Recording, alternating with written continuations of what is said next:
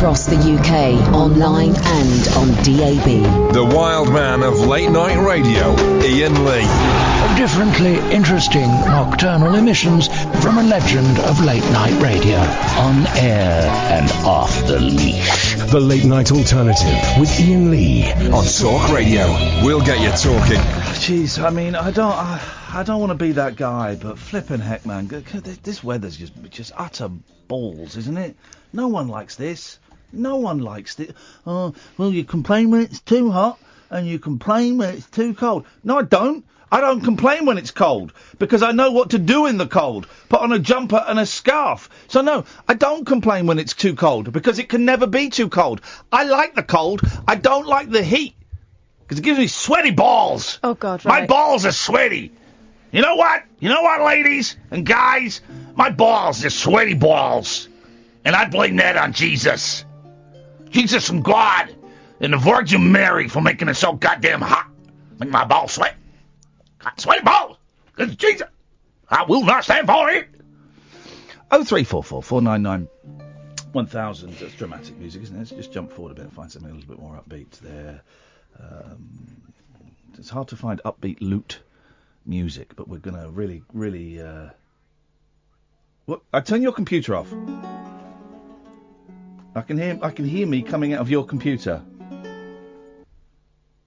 Yeah, thank you. What? I've not done anything. Yeah, I heard you heard me coming out of your computer. When? I heard it. When though?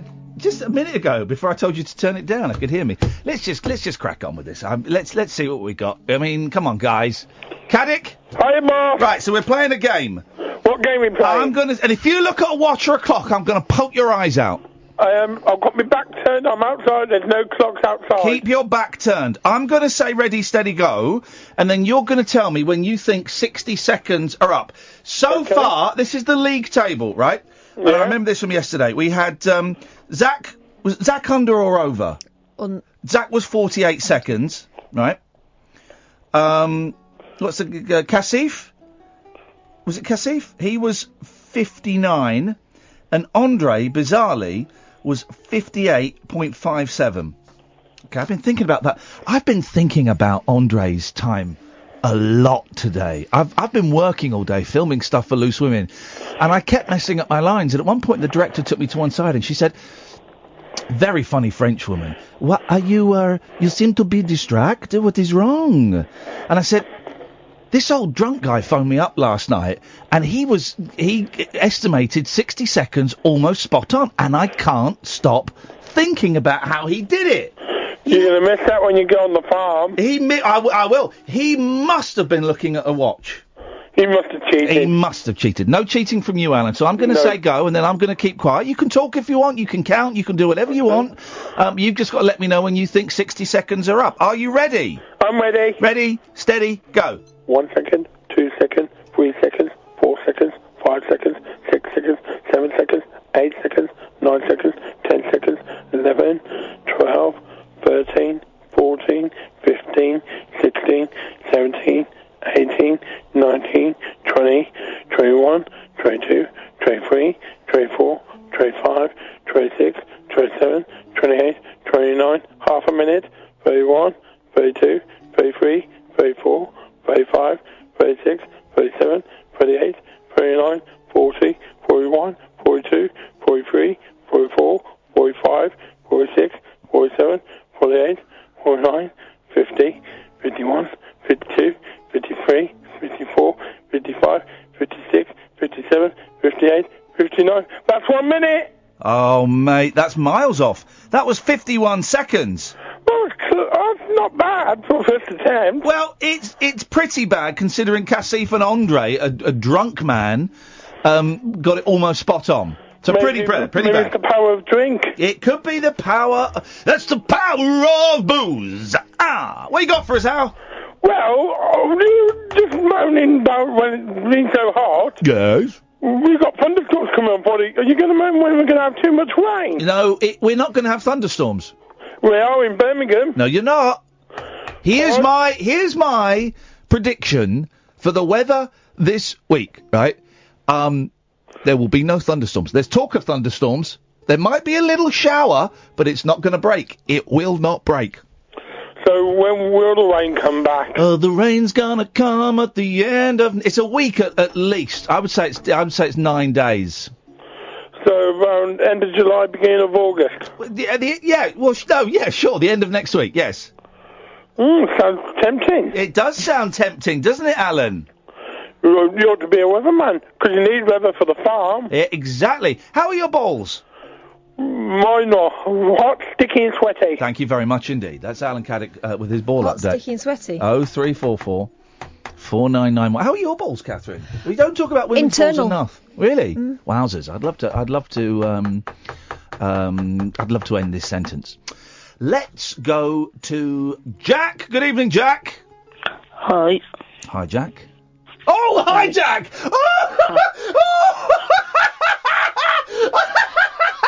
I didn't mean that. I didn't know. Sam, I didn't mean that. I said it, and then I stopped for a second, and then I thought, what? And then I was like, what have I done? And then I was like, oh my God, I've done a joke and I didn't mean it. Hi, Jack. Hey, Jude. Oh no, I've done it again. This is nuts. Anyway, what you got? I have no idea what just happened.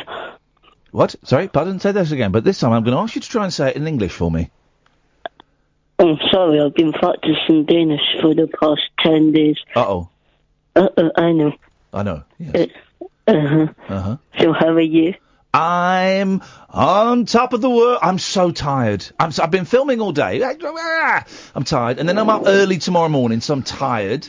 But I'm all right. I'm all right because I'm very excited about going to Manchester on Friday night. We're doing the show from Chelsea's home in Manchester on Friday night. And Saturday, there's 4 tickets left, guys. Catherine and I will be performing in Manchester.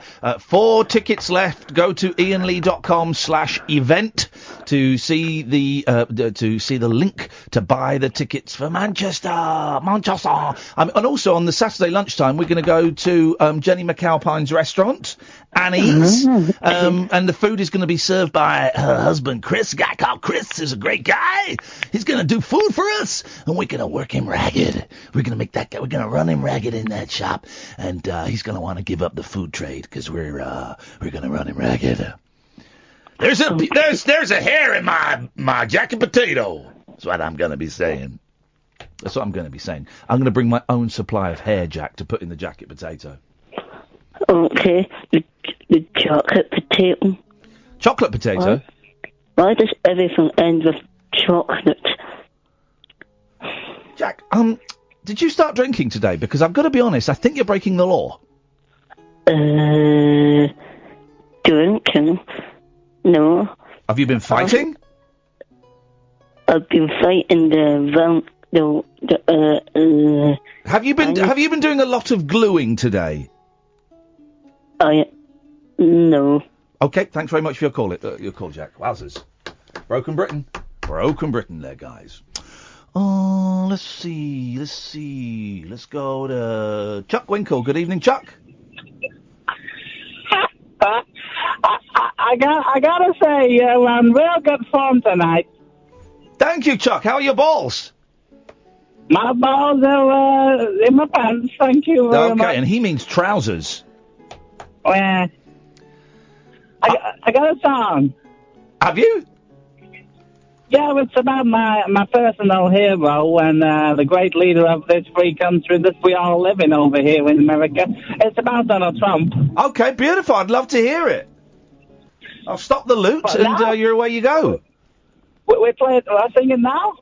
Do you want to sing now? Well, yeah, if you love me on. You're on. Right. So you can sing now if you want, or we can come back. Do you want to do it later? No, I can sing it now if you want me, if you're ready for me. I am ready for you. Okay. Here we go. Away you go. This is Chuck Winkle singing his song about Donald Trump. I'm Donald Trump, little dump, and I'll take a dump, little dump, on people who don't support my cause. I also eat coleslaw on beef burgers, level 'em. I feed him back a bit here, John Wayne. Sorry? They coming back in my ear.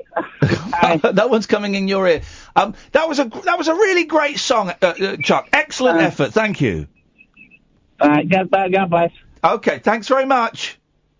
Yeah. Okay, I get the feeling he was disappointed with that performance, as was Britain.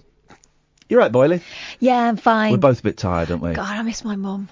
I'm so sorry. When did she pass? She didn't. She's gone on holiday. No one's looking after the kids but me. Summer holidays really do suck. When do they go Kids back? are watching programs I don't give a... It just, honestly, it's relentless, isn't it? Yeah. Gumball, they're watching. This new thing called The Loud House. I didn't get to see my kids today. It was my eldest's first piano exam, and I was really hoping I didn't read the call sheet for today, and I thought I'd be home to go with him to the exam, and I couldn't, and he was very nervous, and I said, how did it go? He said, it was good, but I had really shaky legs. Oh. I said, that's nerves, my baby boy. So I do worry. Let's get serious for a bit. With the divorce and stuff, I've not lived in the same house as the boys for nearly 2 years. And my wife is working a lot at the moment, which is great. And I'm working these silly hours and living in a different home. Soon, hopefully, next week, to be living quite far, significantly further away. And I just feel, this summer holiday, I really feel like I'm not able to pull my weight as much as I know. I'm taking away to New York, and we went kite building yesterday, and so I'm doing stuff, but I just worry that we're putting them in too many clubs at school during. Do you know what I mean? I feel like I'm not doing my dad duty as summer holiday kind of vibe, and I'm not there tomorrow. I'm not there. No, I am there tomorrow. Not there Friday because we're going to Manchester. And, all of that. Yeah, but kind when of you stuff. get the house, then things are going to change. Yeah, they can. Oh, by the way, when I get the house, I'm going to New York for a week. Could you pop round and feed my cat? Because it's about an hour away from you, so that would be really great if you could just pop round and feed the cat twice a day. What? What, in the morning? Well, she's got to have breakfast. She has breakfast. Just like to give her double dinners. Don't be so ridiculous. She'll eat it all in one go. Well, you got to feed her. It's about 7:00 in the morning. It doesn't matter if it's a bit late, 7:30. And then about 5:15 in the evening. And if you could sit and play with her for an hour each time, that would be great. Is that okay? Thank you so much, Catherine. 0344 499 1000. This is the Late Night Alternative with Iain Lee and Catherine Boyle on Talk Radio. Neon lit night talk for torch singers, trolley dollies, and train wrecks like me. Never know just where the conversation will take you. What I'm going to say sounds ridiculous. The Late Night Alternative with Iain Lee on Talk Radio. 0344 499 1000. Let's go to Stamford in Lancashire, the home of the Stamford experiment, and speak to Hannah. Good evening, Hannah. I think I can do this minute game. Okay, well. Oh, what, now you mean? Yeah. Well, okay, someone's phoned up to volunteer for it. Right, okay. Are you looking at a watch or a clock or anything? No. Okay, right. Ready, steady, go. 1 shaggy pony, 2 shaggy ponies, 3 shaggy ponies, 4 shaggy ponies, 5 shaggy ponies. Thanks for calling. Let's go to Simon. Good evening, Simon. Oh, good evening, both of you. Oh, sarcastic from Simon tonight. Did you hear that, Kath? Good evening. Good evening to both of you, says Simon, one of my top 5 callers. You haven't asked me how my Nollocs are. How you what? My Nollocs. I'm not interested in yours. I'm only interested in a select few testes, and yours are not on the testes list. Well, they're only small, so it Okay. doesn't matter. A couple of things. First of all, your rabbit hole tour, Don't suggest a place for us to go. Because everyone suggests places for us to go where we'll do really, really well, and then we do really, really badly. Like Edinburgh holds 200 people, we've sold 30 tickets, and now I've got to fork out about 60 quid for posters. So that's good. So I don't want anyone with. This is it. Once these tour dates are done, that's it. But look, the reason I'm bringing it up is because I often hear you talking about the costs involved. Yeah. Oh. Being nice, man. Simon's going to sponsor us. I'd like to say that if you did happen to come down my way, oh Jesus, we're not.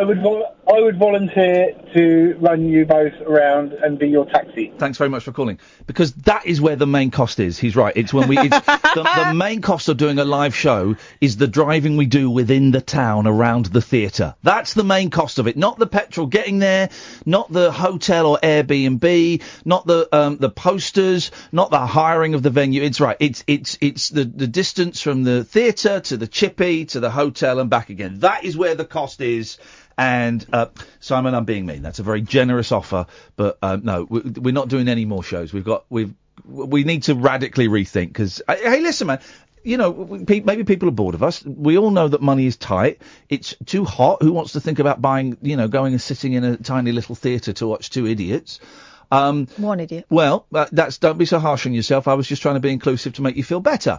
But it would appear that the golden goose has had its throat slit, and the blood is seeping out of its wounded neck down its once magnificent white-plumed body, and it's now bloody.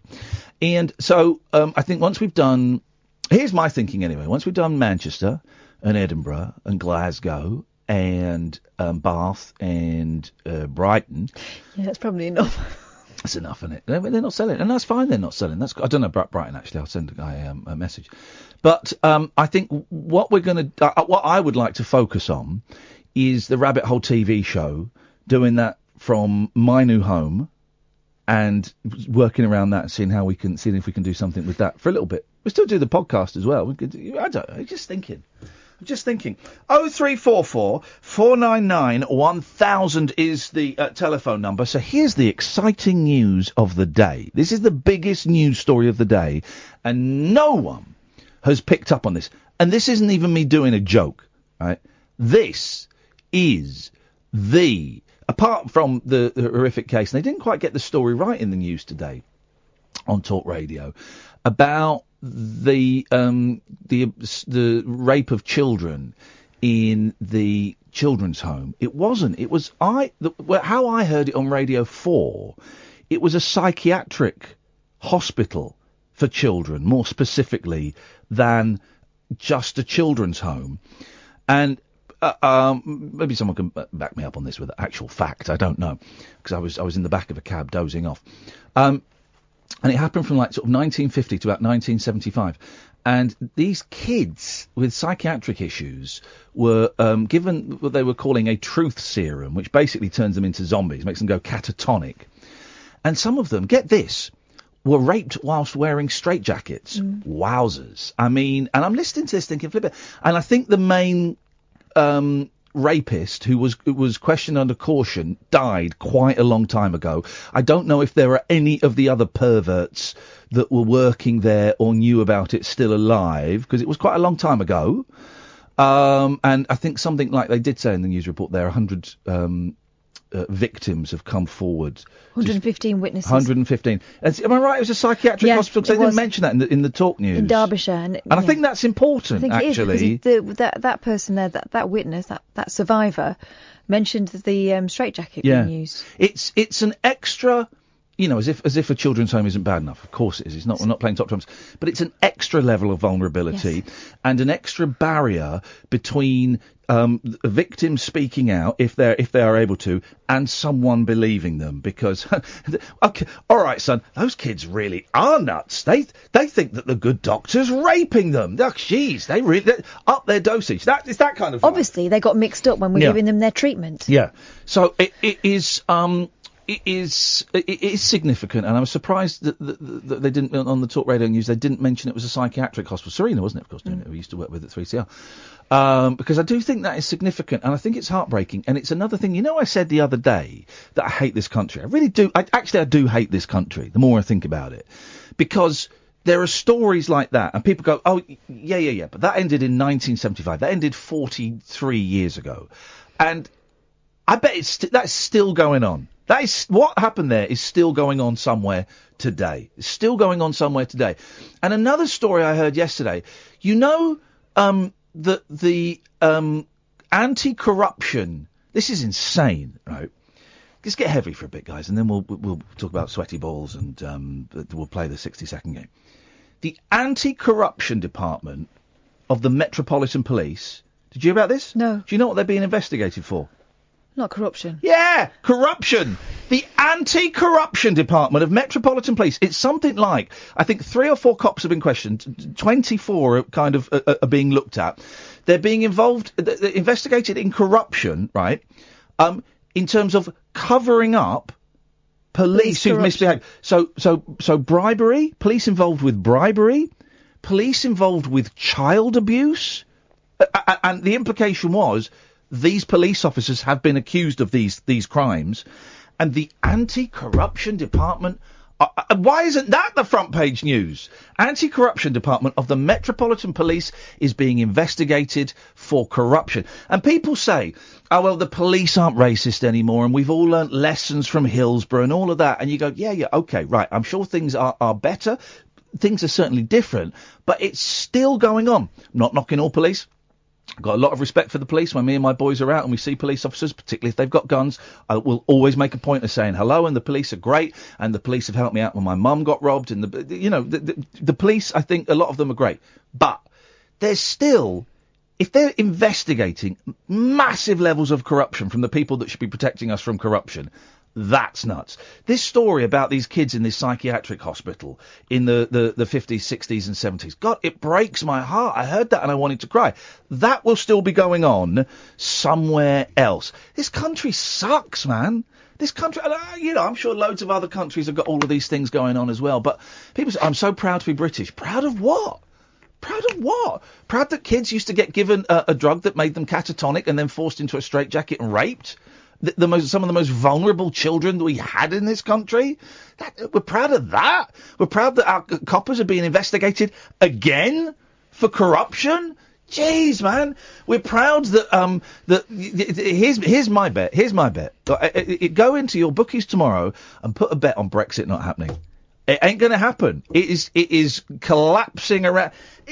Nothing. And I'd be glad if Brexit collapsed because I think it's a terrible idea. But it's going to kick off everybody, all the alt-right, all the extreme left. Everybody's going to kick off. Oh, geez, this country's so miserable.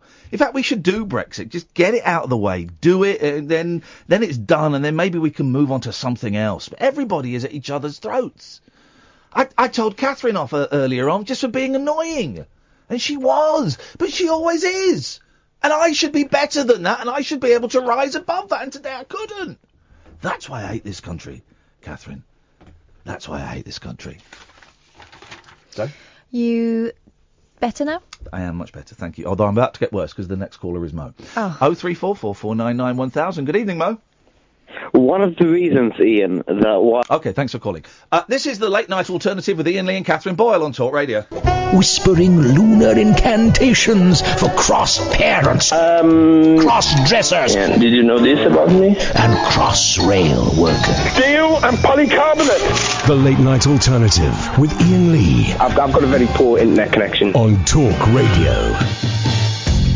Anyway, those weren't the stories I was talking about. You can call in about anything, by the way. If you're expecting me to ask you a question, dear listener, well, if you've been listening for a while, you know I tend not to do that.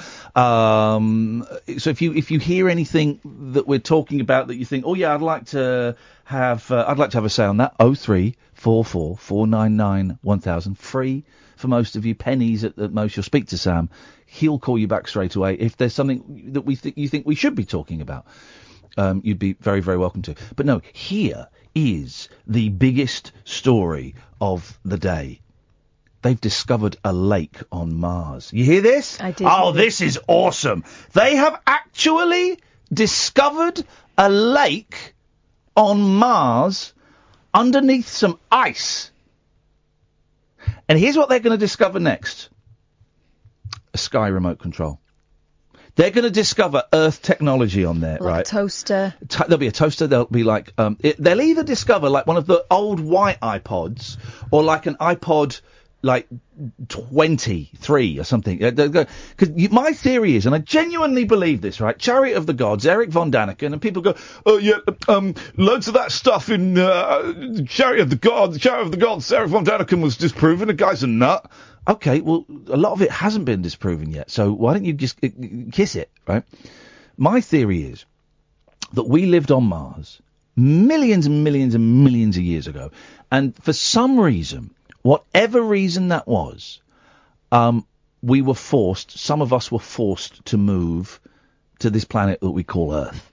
And it may have been a nuclear war, it may have been natural disaster, it could have been anything. It could have been us, it could have been climate change. For whatever reason, we moved to Earth maybe a couple of million years ago. Catherine, your argument against that always is... It sounds like bollocks.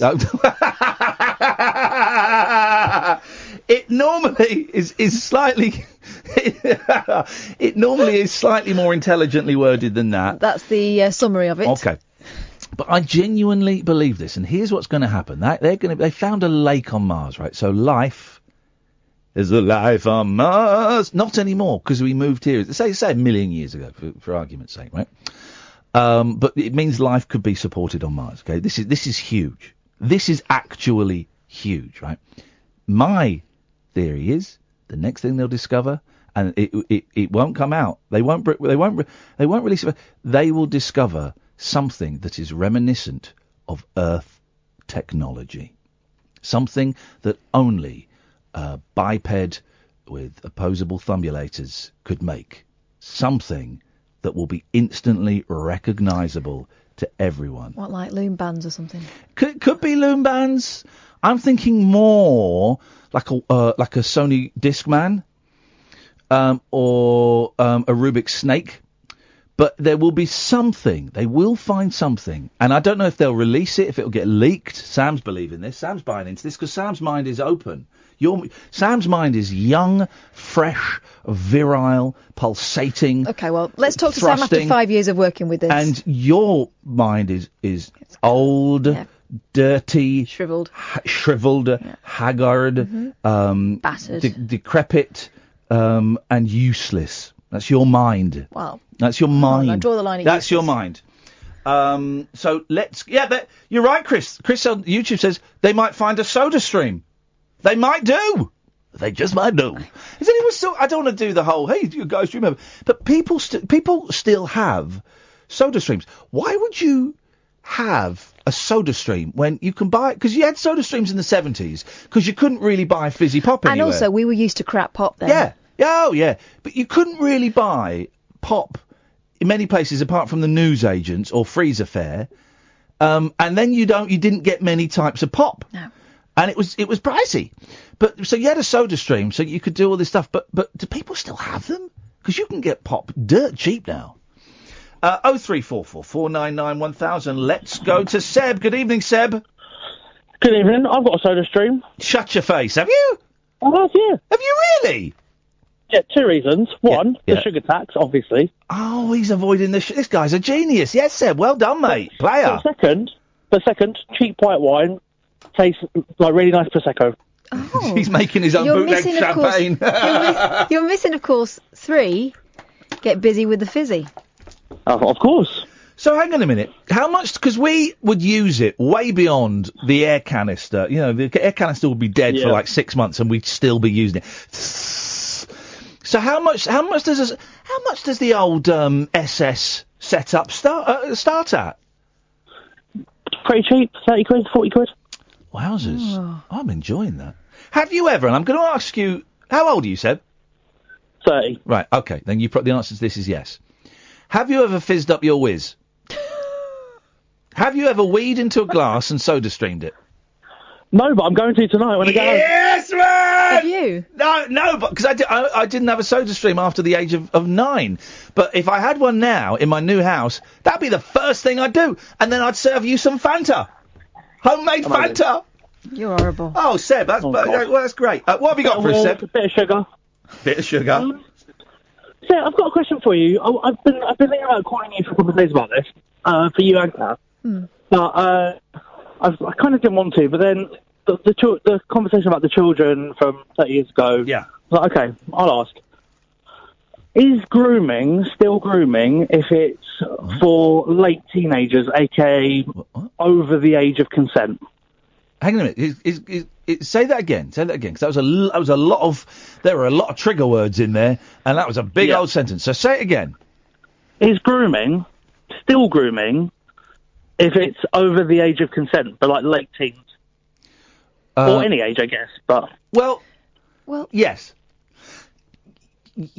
Okay. Well, no, in as much... But that's the short answer, I think. In as much as it is very possible, and dare I say it, to some people very easy, to, over a period of time, manipulate someone into having sex with you, whether they want to or not. Do you see what I mean? Absolutely. Hang on, Catherine's pulling. Not whether they want to or not, but when they wouldn't ordinarily.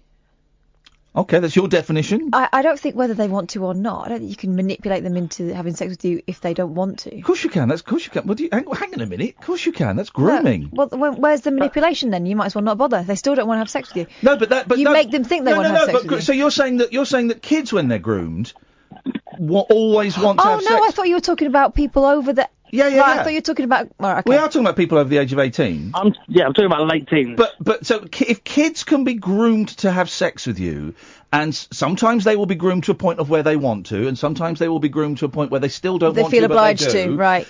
Then surely that definition could apply to people over the age of 16. 16 is the age of consent. Right, okay. Couldn't it? Where you could through coercion, manipulation, threats, bribery, you could persuade someone to have sex with you willingly, but also you could probably persuade someone to have sex with you even if they didn't want to have sex with you. Okay, I get you. Does that make? Have I explained that better?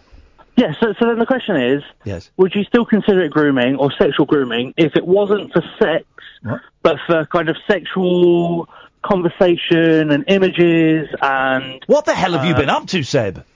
No, not what I've been up to. Oh, but... And I'm not going to name any names. No, don't name any names. I'm intrigued. We're all drawing closer to the microphones. Go on. Oh, absolutely. I've been following a drama going on of a YouTube family. Okay, don't say any more. Don't say any more that could potentially give us away. We won't say any names. No. Any more detail? But be as vague. Stay as vague as that, because I don't want any more detail about these people. No. But you're seeing this kind of happen, are you? Oh no. What's been happening is there's been lots of teenage girls, 16 and over, who have been in contact with the father of this family. Yes. And who's like mid-30s. And is building up their self-esteem, trying to be really nice to these girls in their DMs, being a little bit flirty, being a little bit cheeky, and then maybe kind of every so often when they're on holiday at a American theme park that's very magical, might say, "Oh, we're here as well. Do you fancy going skinny dipping at midnight?" Oh wow. Just a bit. Well, okay. We're kind of going to have a little semantics war here, and I don't mind that. I would. Is this guy? And again, I don't want any descriptive things. In this world, is this guy quite famous? This kind of YouTube world. Has he got a following? Would you say that the family as a unit, having over 1 million subscribers on YouTube, being famous? Yes. Okay. Okay. So, is that grooming? Or is that a manipulation of celebrity? I think it's certainly predatory. Predatory. And I think it's exploitative. Exploitative, but also it's thought through, and it seems to be if what you're saying is right, and it's happening the same pattern over and over again. Yeah. With girls that have admittedly themselves said they've been in a vulnerable position. Yeah. Down on themselves, reaching out to it's exploitation, and it is. Yeah. It's calculated. It is that thing of it's like a teacher pupil. It's a pop star and a fan. It's power. It's power. There's a power imbalance there that makes it not right. Gosh, Seb. So, well, hang on a second then. If we follow the logic of everybody that pointed the finger at anyone who worked at the BBC and didn't report it, when it happened, I got it. I wasn't even at the BBC. The people that didn't report Jimmy Savile at the time, it was all our fault because we all knew. What, if anything, are you going to do? I don't know, hence the phone call. You could always send me a confidential email if you felt that would, because I am intrigued, and it would be interesting I to feel look like you into. would, because the biggest punctuation on this, it's been going on for about a month now. Right. And again, without saying a name, the biggest punctuation on this is after the wife has deleted. All right, don't say anymore. Just because I'm worried if you're going to say something. No. But Seb, no, you're not, because we're getting a little bit close to something that some people might be able to identify. So let's say no more. Send me an email, and I'm not saying I can do anything about it, but I'll certainly have a little look into it. Can I tell Sam something that can tell you guys off air? Cause yeah, of course you do. It's the one piece of information that you will die for. Okay, I'll put you back to Seb. Here's the thing. Yeah. To Sam, sorry. Not Seb, you're Seb. Those girls may not, obviously don't know about each other. Oh, maybe they do if he knows. If it's he's talking about DMs, so we have to take everything with a big question mark, because we don't know who it is. We don't know how true it is. I've got no idea if Seb is Seb's side of the story. Seb is a plant to phone up. He's got a grudge against someone. I don't know. Yeah. But it's intriguing. But yeah, age and celebrity of any kind, whether it's TV, pop, YouTube, whatever, it can be used to exploit and to manipulate and to coerce and to bully and to get. Even if it's not getting physical sexual encounters, online sexual encounters are still just as bad. Anyway, did you get that? Okay, well, we're going to go to a break. Seb, thank you very much for that. Ian at ianlee.com if you want to send me an email. Dredge and Craig, stay there. This is the Late Night Alternative on Talk Radio. More little musings from mums, madams, and meat packers. Oh, never mind, I must have misheard. The Late Night Alternative with Ian Lee. The station's brilliant. On Talk Radio. 03444991000 is the telephone number. Let's go to Dredge. Good evening, Dredge. Hey, that's my first word. What is this onion museum you sent me a thing about? What is that? Well, no, I heard that you said yesterday that your kids thought it was funny that there was a song about garlic's mashed potatoes or something. Is that right? Garlic mashed potatoes, yeah. So then I saw this thing today which said Garlic Farm. Yeah. For all your garlic needs, and I don't know. I just thought of you. I'm on the Isle of Wight.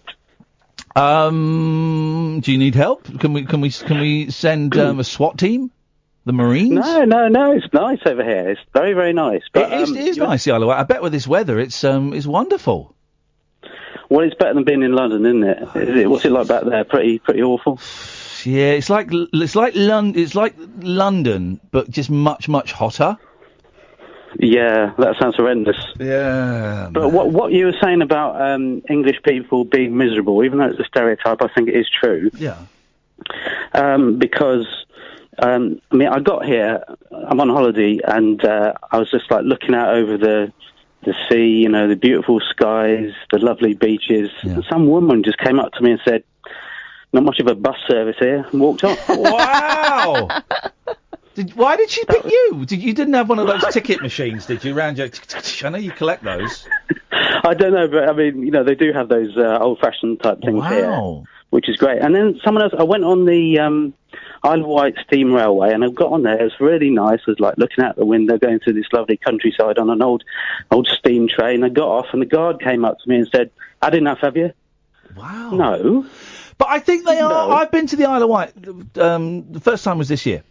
And I was only there for a day, and I was there for about 4 hours doing some filming, and I quite enjoyed it. But it is like stepping back into the 1950s there, isn't it? Yeah. I'm going to say something. I was only there for a few hours, and I was on the ferry, and I got picked up from the ferry, and I went to drove through a sort of bit of the town and stuff. Then went to a caravan park, then came back. I did not see one black face. Now, what do we draw from that? I don't know. There's loads of areas where you do not see any people of colour. But just on an island, and the buildings are very kind of like 40s, 50s, and the shop fronts are very 50s. It just felt, like a big old racist island is what I'm trying to say. It felt racist there, all right? Well, it is called the Isle of Wight. I shouldn't have said that. There we go. Can I just move on from that? Because, I mean, it is so laid back here, they've only got second-class stamps. That isn't actually a joke. Wow, that does sound like you've been on a stand-up course and you learnt how to write a gag. £30. But, no, it was like, I went to the show, asked for a postcard. The woman only had second-class stamps. I thought that was brilliant. So not that bothered about getting it anywhere, you know what I mean? Yeah. All quite laid back.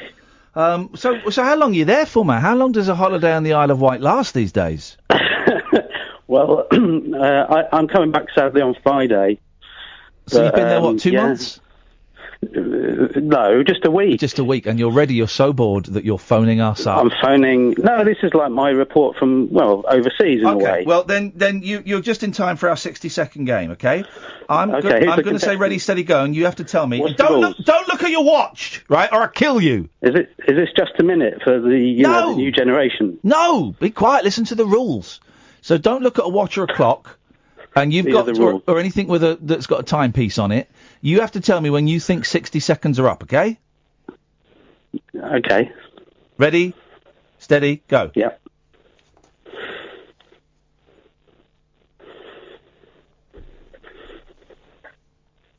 Andre was within just over 1 second of this yesterday. Andre. It was the most incredible bit of radio I've ever been involved with. It's very haphazard counting. He started about 20 seconds in, and he got it spot on. You're putting me off. He got 58.57 seconds. This is harder than it appears. Maybe I should have something to drink. 31. It's a lot like Andre's counting. Is it? Oh, God. 41, 32, carry the 4. You idiot. 50. It's coming up. Any second. It's coming up. Any minute. Not any minute. Any second. Right, a minute. Is that it? Finished? Right. The end. Is everyone winding me up? Is everyone winding me up with this game? Because I think this is a fun little game that teaches us a lot about ourselves as human beings and about psychology.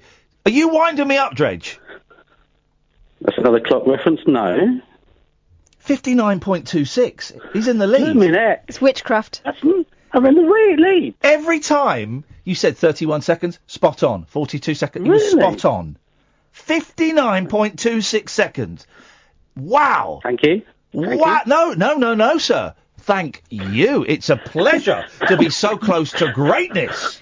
Wow. Do you know what else he was right about? Yeah, go on. The Isle of Wight. It's racist. 97.3% white. Yes. 1.1% Asian.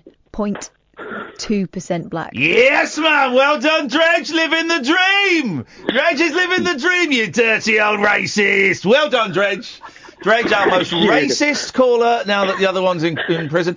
Our most racist caller and our most accurate when it comes to guessing 60 seconds. Dredge, I'm proud to be the same race as you, brother. You. Thanks for calling. 59.26. How the flipping heck did he do that? I smell shenanigans. Is he? A racist wouldn't do shenanigans. Racists are very punctual, we know this. Yeah, it's true, actually. Good evening, Craig. Evening, Ian. What have you got for us tonight, Craig, sir? Well, I'm supposed to be doing my timesheets, but I'm using you as a willing distraction. Oh, did you send us a little text? Yeah. Hang on a minute. Yeah. Something's going to happen. Oh, yeah, I wanted to word with you, Craig, in Oxford. Could you do me a favour? Could you spell my name properly, please? I'm sorry. Oh, mate! Ooh. And he sent us a very, very nice text. Very nice text. Really nice text. Okay, well... But he spelt my name wrong on it, Catherine! From now on, Craig, we're spelling your name Crage. Okay, I was going to spell it, but anyway, let's not even go there. That's rude. Disrespectful to the man. You're doing your timesheets, man. How's that going? Oh, it sucks. He said sucks. He said sucks. Yeah, one of my friends spells my name Cwayg. Oh, Quaig. Quaig. Yeah. Quaig. Yeah. But I thought I'd try and get involved. So people are suggesting stupid songs, or they seem to be stupid songs. What? Stupid songs? Pourquoi? Yati. Yeah. Zero. There's a guy called Nick Cope on YouTube, does songs for children. Oh, yeah. That my boy listens to, and he's got one that tickles me called The Baby's Done a Poo. Oh, my God! Poos will never not be funny. Poos and farts. I'm sorry, guys. Oh, it's so base. It's so childish. Yeah, it is. The human body is stupid and funny. You know why? 'Cause it's anarchy. You Yeah. never know where one's going to land, and all the structures are literally broken down Yep. of society. Politeness is out the window. It's mayhem. That's why people love poo. Definitely. And I was listening to your grooming chat, and I don't know if this counts as a grooming story. Okay. But unfortunately, wearing girls down is sometimes the only tactic some blokes have. Well, no, they don't. No, they don't. I know you're Okay, doing a well- joke, but you got it. You No, can't. no, no. You I can't. promise you. But wearing them down isn't. That's not. Although you watch an 80s movie, it is an MO for a lot of the romantic leads in that. Yeah, it is, but I just kind of think, if a girl says no, or, you can tell when a girl, you can tell, hey, would you like to go out for a drink? No! Yeah, that's like a no.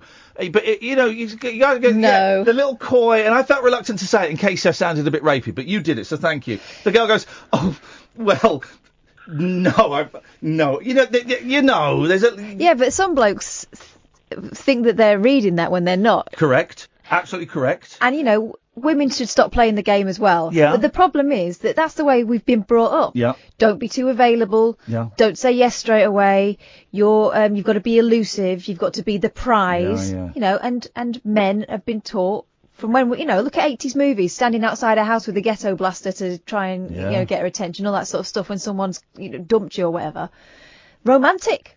Yeah. Actually, probably a bit much now. Well, I worked in a hotel, and this story is borderline stalker. Okay, you keep saying that as though that's a fun aspect of a conversation. Well, okay, from the outside, right, okay. it was amusing. The guy worked in the kitchen, the girl worked on the reception area. She was absolutely not interested, turned him down repeatedly. Okay. He clean filmed her car shut. He used to bring her little treats up from the kitchen. It was borderline pathetic. But he kept persevering. She was not interested, and now they're married. Well, yeah. Well, then something tells me she was interested at some point. Yeah. I think she just gave up. I don't think Craig. I don't think women just give up. I don't think they just give up. I'm gonna never date again because it just seems like such a faff. I'm really gonna hone my PlayStation and Netflix skills. I think is what I'm gonna do. That's gonna be the rest of my life. Craig, thank you very much for that. 03444991000. We both winced a bit there.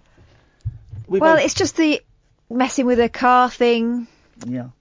Sent up a bit of flags for me, but Yeah, there we go. I get the feeling that the story was more subtle than it was. I get than it was feeling told. that the story was a little bit more subtle than that. But thank you very much, Craig. Imagine people like Craig is doing work now. It's put the kids to bed. It's late at night. It's hot, and all you want to do. Has anyone actually slept properly in this heat? I've not had a proper night's sleep for about 10 days. 10 nights. 10 days and nights. Just can't. I think my shoulder still hurts a bit. But I think my body has forgotten how to sleep, guys. Forgotten how to sleep. Although I think we have a better chance going to bed at the time we it's individually cooler. get home. It's cooler, but then when the light breaks through, and I say I'm going to be up tomorrow about 7:45.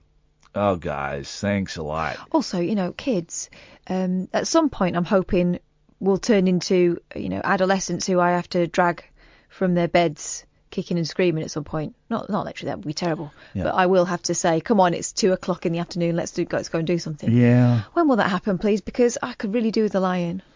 8:00 they're already up and about by 8:00. They're already ready to go. I'm quite happy on a day like tomorrow to have the first hour of me up, sort of dozing on the sofa a bit, letting them watch a bit of telly, playing a bit of Xbox for an hour. Then we'll kind of do something, and then they've got sports club tomorrow. So I most of the day I can go back to the flat and finish my packing at the flat, and hopefully, flipping it right. I cracked the sink. Right, yes. I cracked the sink. My aftershave fell on the sink and cracked it. So I got one of those kits to fix it. Well, you mix up a sort of cement paste and you smear it in the crack and then you sand it down, right? And that looked awful. But then you spray over it. It looked all right, didn't it? You came and saw it and you went, I think you might get away with this. As long as they don't touch it or examine it. Or turn the light on. Turn the light on, you might get away with it, right? So then a couple of days later, I had a shave in there and I filled it up with water. All the paint just kind of came off. But some of the paint stayed on, but loads of paint came off. So now there's a sink, dirty sink, and there's like a massive, fresh white sort of orb there that takes up about a third of the sink. And I've bleached the rest of the sink. How does that possibly... So the crack is still covered? The crack is still covered. But you've got like a sort of glaze. Yeah, but loads of the paint came off. So what I need to do... Great. Is there a plumber who lives in Slough that will just fit a new sink for me for I'll give you 50 quid cash. Of course I won't. I will do it through the books and pay the taxes. But is there a plumber that can do it? Because you know what these letting agents are like? That'll be my whole 2-month deposit. So 2 month is... that's 1,500 quid. I mean, that whole deposit's going to go. Well, you damaged the sink. Okay, you can get a sink for 70 quid? You pay someone 100 quid to do it, 170 quid. I'll pay that. Well, no, is it? So that's going to cost me a fortune. I mean, I cannot wait to get out of this. Seriously, the most depressing place I've ever lived in, and I've lived in some dumps, but now they're going to sting me for the deposit. Oh. 0344 499 1000. The switchboard is empty. We've got another 2 hours to go. This is the Late Night Alternative. Weeknights from 10 with Iain Lee and Catherine Boyle on Talk Radio. The Late Night Alternative with Iain Lee on Talk Radio. We have ways of making you talk. What is happening and how have you been? But I'll see you again. And the music is so loud. And then I fade into the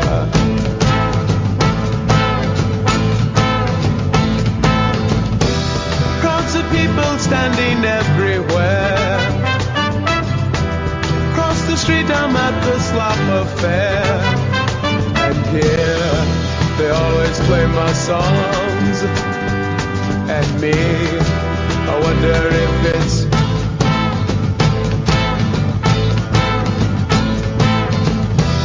wrong or right. They come here just the same, telling everyone about their games. And if you think it obsolete, then you go back across the street, yeah, street.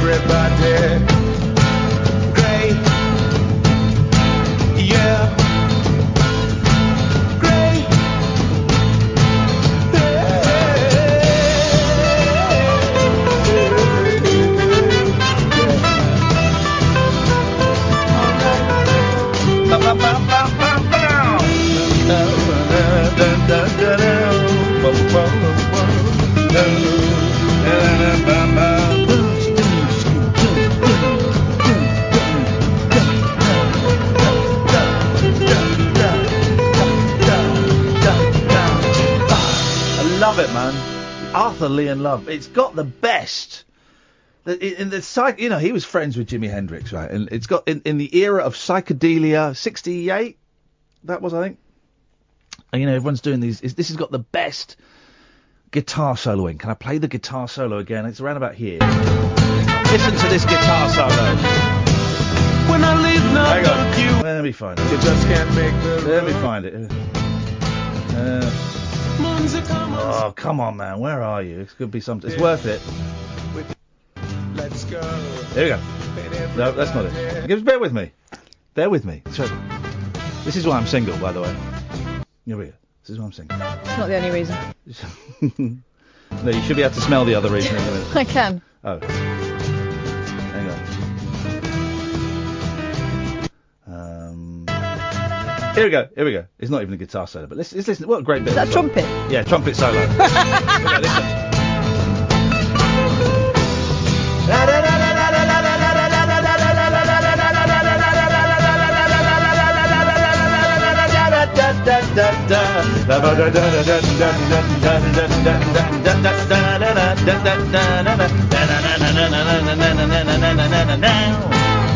Now, what? Go out and buy Forever Change. Stop listening to this rubbish.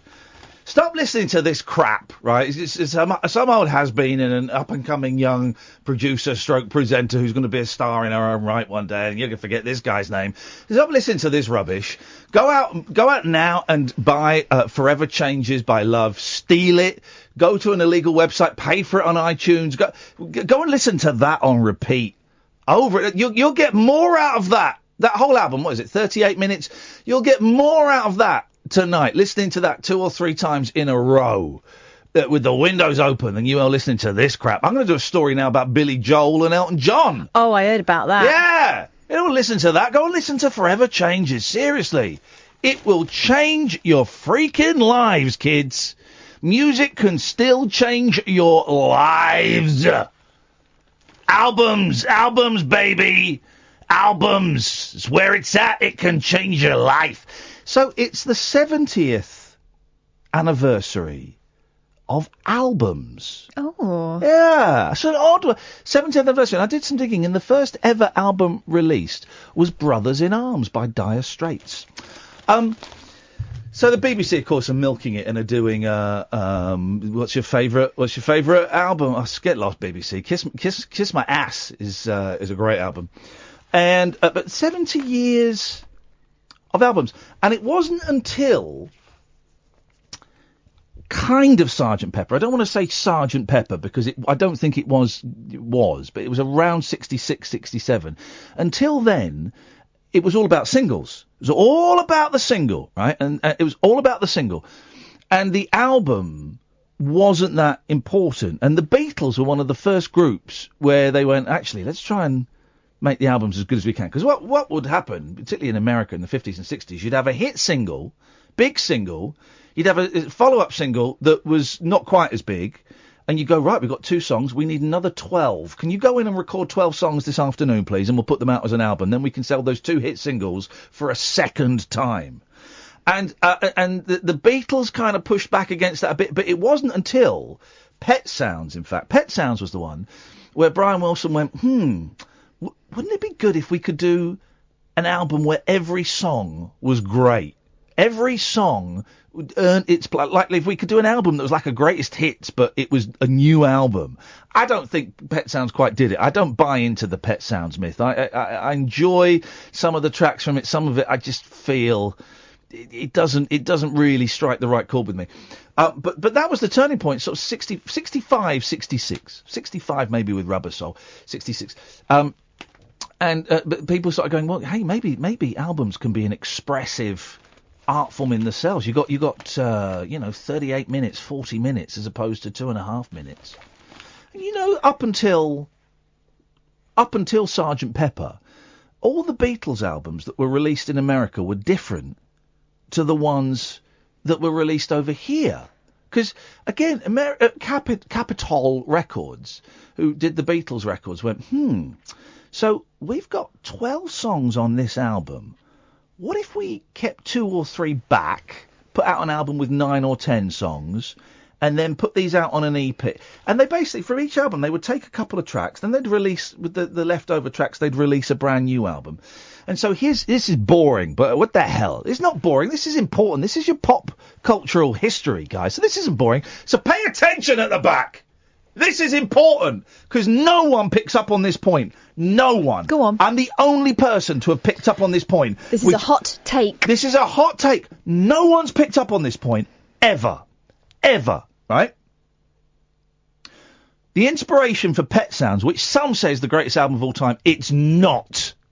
Okay? It's not. For God's sakes. But the inspiration for Pet Sounds was, Catherine, don't know. The Beatles album Rubber Soul, right? Which is a great album. Drive My Car. Is Norwegian Wood on Rubber Soul? I think it is. Run for Your Life. Terrible song about domestic abuse. All of this, right, and Brian Wilson goes, well, you know, I would sit there and I would be listening to Rubber Soul by the Beatles, and it will be smoking dope, and it will blow my mind. And I go, we got to do an album as great as that. It's got a real folky sound to it. It's a complete album. He wasn't listening to Rubber Soul. He was listening to the American version of Rubber Soul, which is which is a significantly different album to the Rubber Soul that we all know and love. All the rocky tunes were taken off the American Rubber Soul. It's a folk album. Wow. It's a folk album. No one's picked up on this except for me. So everyone go, oh yeah, Rubber Soul influenced... No, the bastardised Capitol American release of Rubber Soul influenced Brian Wilson to do Pet Sounds. So he's got his influences completely arse about tits. Ian, sorry for the bad language. I'm just so passionate about pop music. Thank you for putting that into the world. It's about time people listened. No one has ever said it, and I'm going, guys, he's listening to a different record. He's listening to a completely different record. Oh, it makes me so angry. And yet, it makes you feel so superior. It does, actually. Thank you. I look forward to seeing that theory plopping up on forums and probably in a book and in a documentary at some point. No one picks up on that. It really annoys me. Oh, Jay Aston's poorly. Yeah. Jay Aston's had mouth cancer, which is a really nasty cancer. As if there's a really lovely one, but it's quite a virulent. Did I use that word in the right context? Okay. It's quite a virulent. Why can't I say virulent? No, it's not virulent. It is. No, it's not. It's virulent. It's not virulent. Right. Let's get the speech. Hang on. Let's get the virulent. Virulent. Pronounce audio. Okay, let's find out. How to pronounce virulent. Okay. Well, you spell it virulent. Here we go. Hello? Virulent. Hello? That's American. How English. It's not got an I in it. After the R. It's not got what? It's not virulent. It's got a U in it. Yeah, virulent. Virulent. Where's this virulent coming from? It's coming from there. Oh, and it's going up there. Oh, that argument. That double-pronged argument. Yes. Don't be so silly, Kath. Getting him to say it doesn't make it true. But it makes it cute and more believable. So Jay Aston's had this. We're talking about a woman with cancer, so just a bit of respect. She's had Jay Aston, of course, from Bucks Fizz, or the Fizz as they're called now, and I love Bucks Fizz, or the Fizz as they're called now, and they are four of the nicest, honestly, the nicest people in show business. We, the late night alternative, and I'm speaking for every listener here, sends Jay Aston. She's had the operation, and I think she's on the other side of it now. But it's a nasty one, and they have to take away. I think, I don't know specifically for her, but I'm aware of someone else who had the treatment. They have to cut out quite a lot of the old mouth and tongue and stuff. And for a singer, particularly, it makes speaking very difficult. But for a singer, that is that's a tough one to come back from. So best of luck to her, and. Sending out good vibes, guys. 0344 499 1000. This is the virulent late night alternative with Iain Lee and Catherine on Talk Radio. The late-night lip service for lovers, loners, and lounge lizards. Where exactly is your accent from? The Late Night Alternative with Iain Lee I've forgotten your name already, excuse me. on Talk Radio. So John is an idiot. Phone up, John, you troll. 0344 499 1000. So there's no way Brian Wilson may have toured the United Kingdom and picked up a copy of Rubber Soul in England. Your theory is rather flawed, brother. Namaste. Well, your theory is bullshine, because the Beach Boys toured the UK in 1964 and they toured the UK in 1967. They didn't tour in between. So that theory is out. Yeah, sure. It's possible that he could have got the British version of it. But if you go and do a little bit of digging, mate, you'll find out that no. He had the Capitol Records version of it. Thanks very much for paying attention, John. Kiss my... I don't just say stuff for the sake of saying stuff. I do sometimes, actually. But that theory... You do quite often. I do a lot. There's no denying that. But that theory is rock solid, mate. So you can get stuffed. By the way, someone just tweeted me, then deleted... If you know so much about guitar music, why don't you mention Rory Gallagher? I bet you don't even know who he is. The Irish guitarist? Yeah, I do. So kiss it. They've deleted their tweets.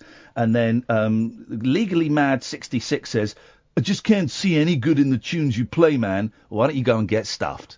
If you can't see any good in anything from Forever Changes, then you are dead to me, and your soul is dead. Catherine, what have you got?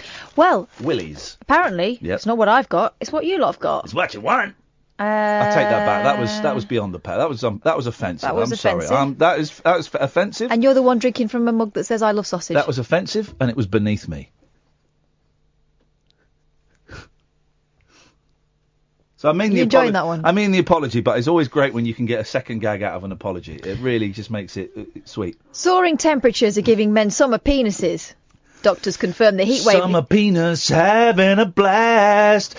Summer penis straight up my... I knew you were going there.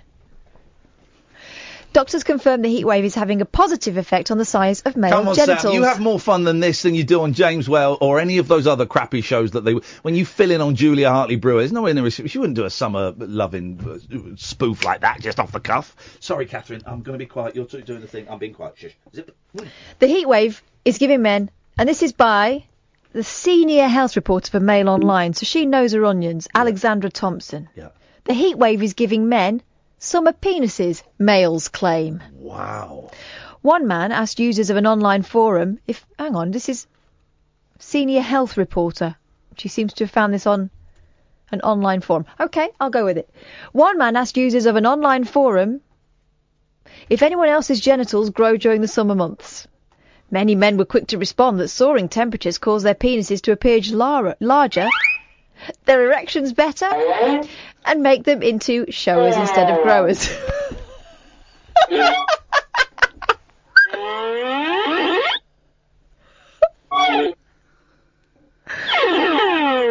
So because she's the health editor, she's not just going to take these online boasts. She's not going to take this lying down.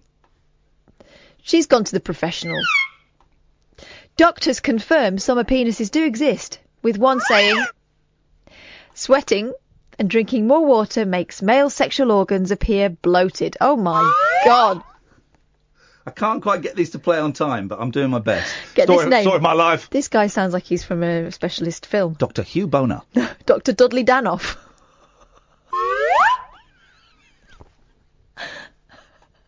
Author of The Ultimate Guide to Male Sexual Health, believes hot temperatures... Just give it a good wipe down with a flannel. Oh my God.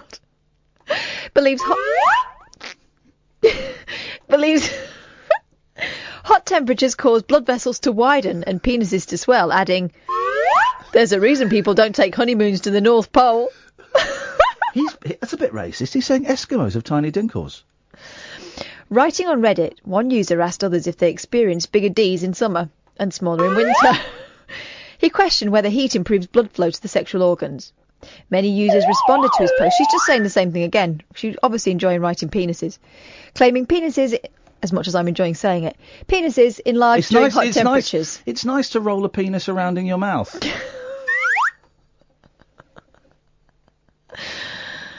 Many users responded to his post, claiming penises enlarge during hot temperatures.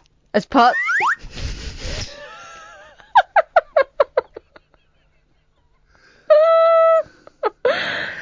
part of your body trying to regulate ideal temperatures. What? Another said, this only happens to his testicles. Oh. With warm weather causing them to, and I quote,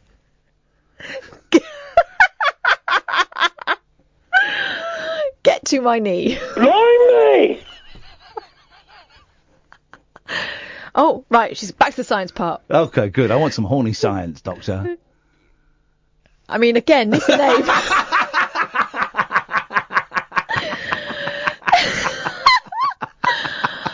Urologist, Dr. Jamin Brabat. Jamin? Wowzers.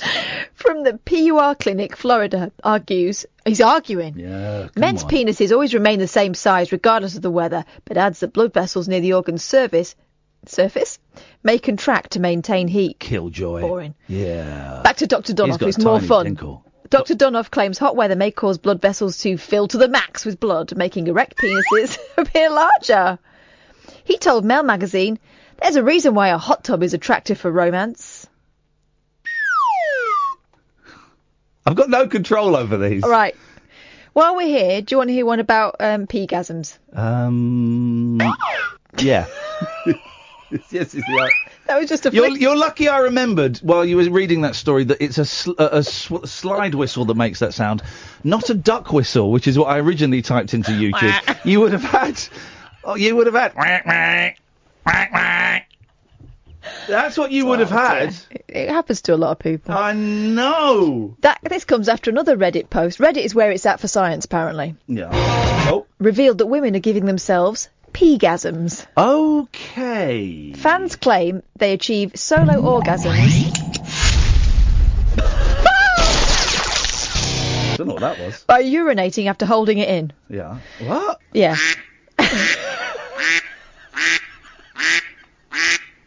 It's a very regular duck, isn't it? A man asked users of the I bet it's the same man, pervert.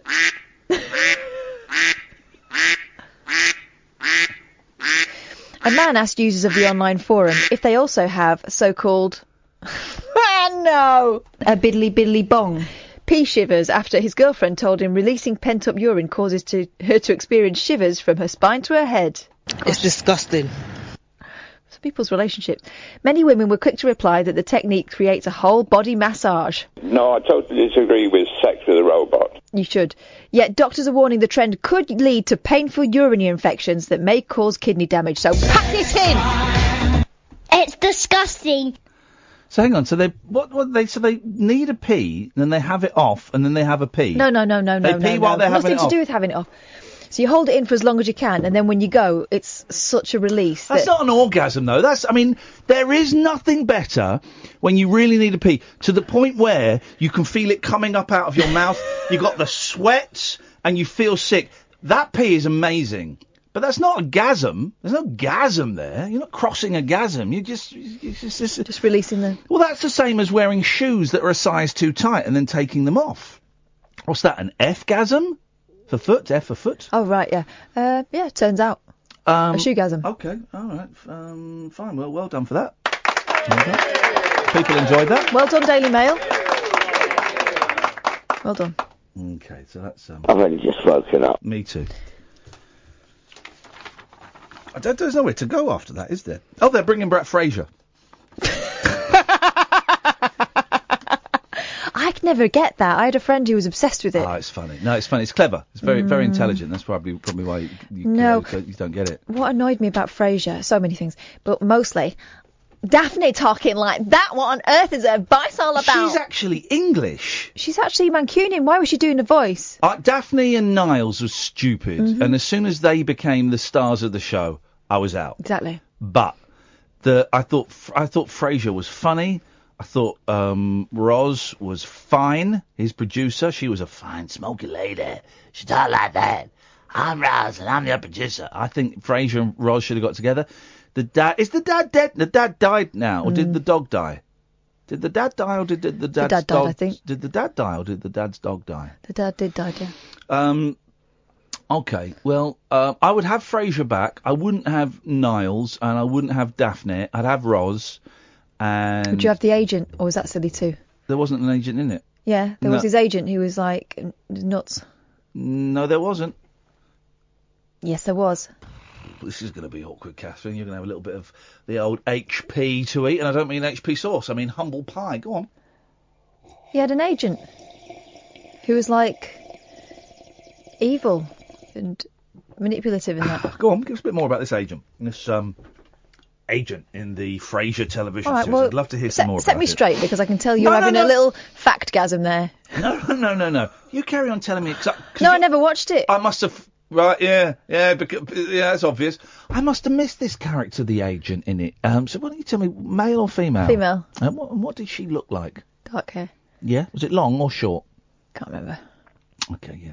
That was his producer, Roz. No, it wasn't. So- Oh, you're so wrong. That was his producer, Oh, Roz. right, okay, let me Google it, because I didn't watch it. No, don't Frasier's go- agent, and it's not Roz. I know exactly let's what... just go to the break. I know She's who gonna Ro- Go to the break, please.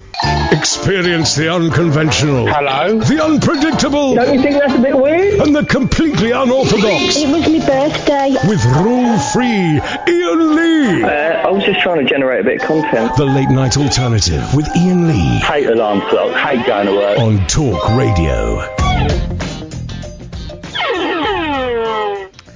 Hmm.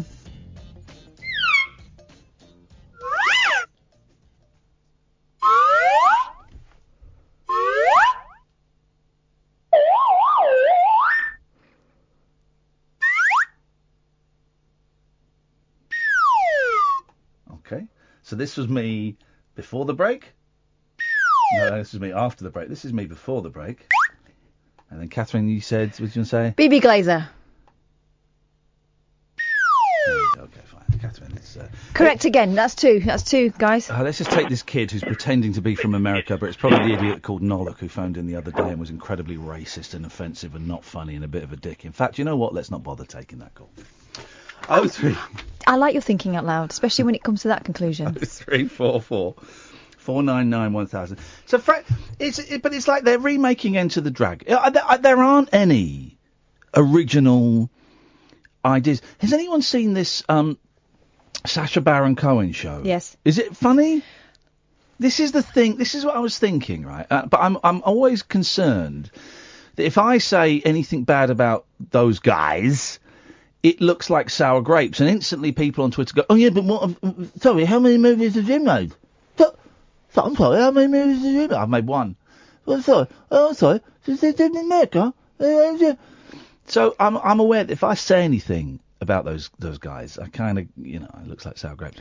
But the clip I saw of an American politician dropping his pants and pretending to be gay for like a self, what do they call it? Self-survival. What do they call it? Self-defense thing. I kind of thought,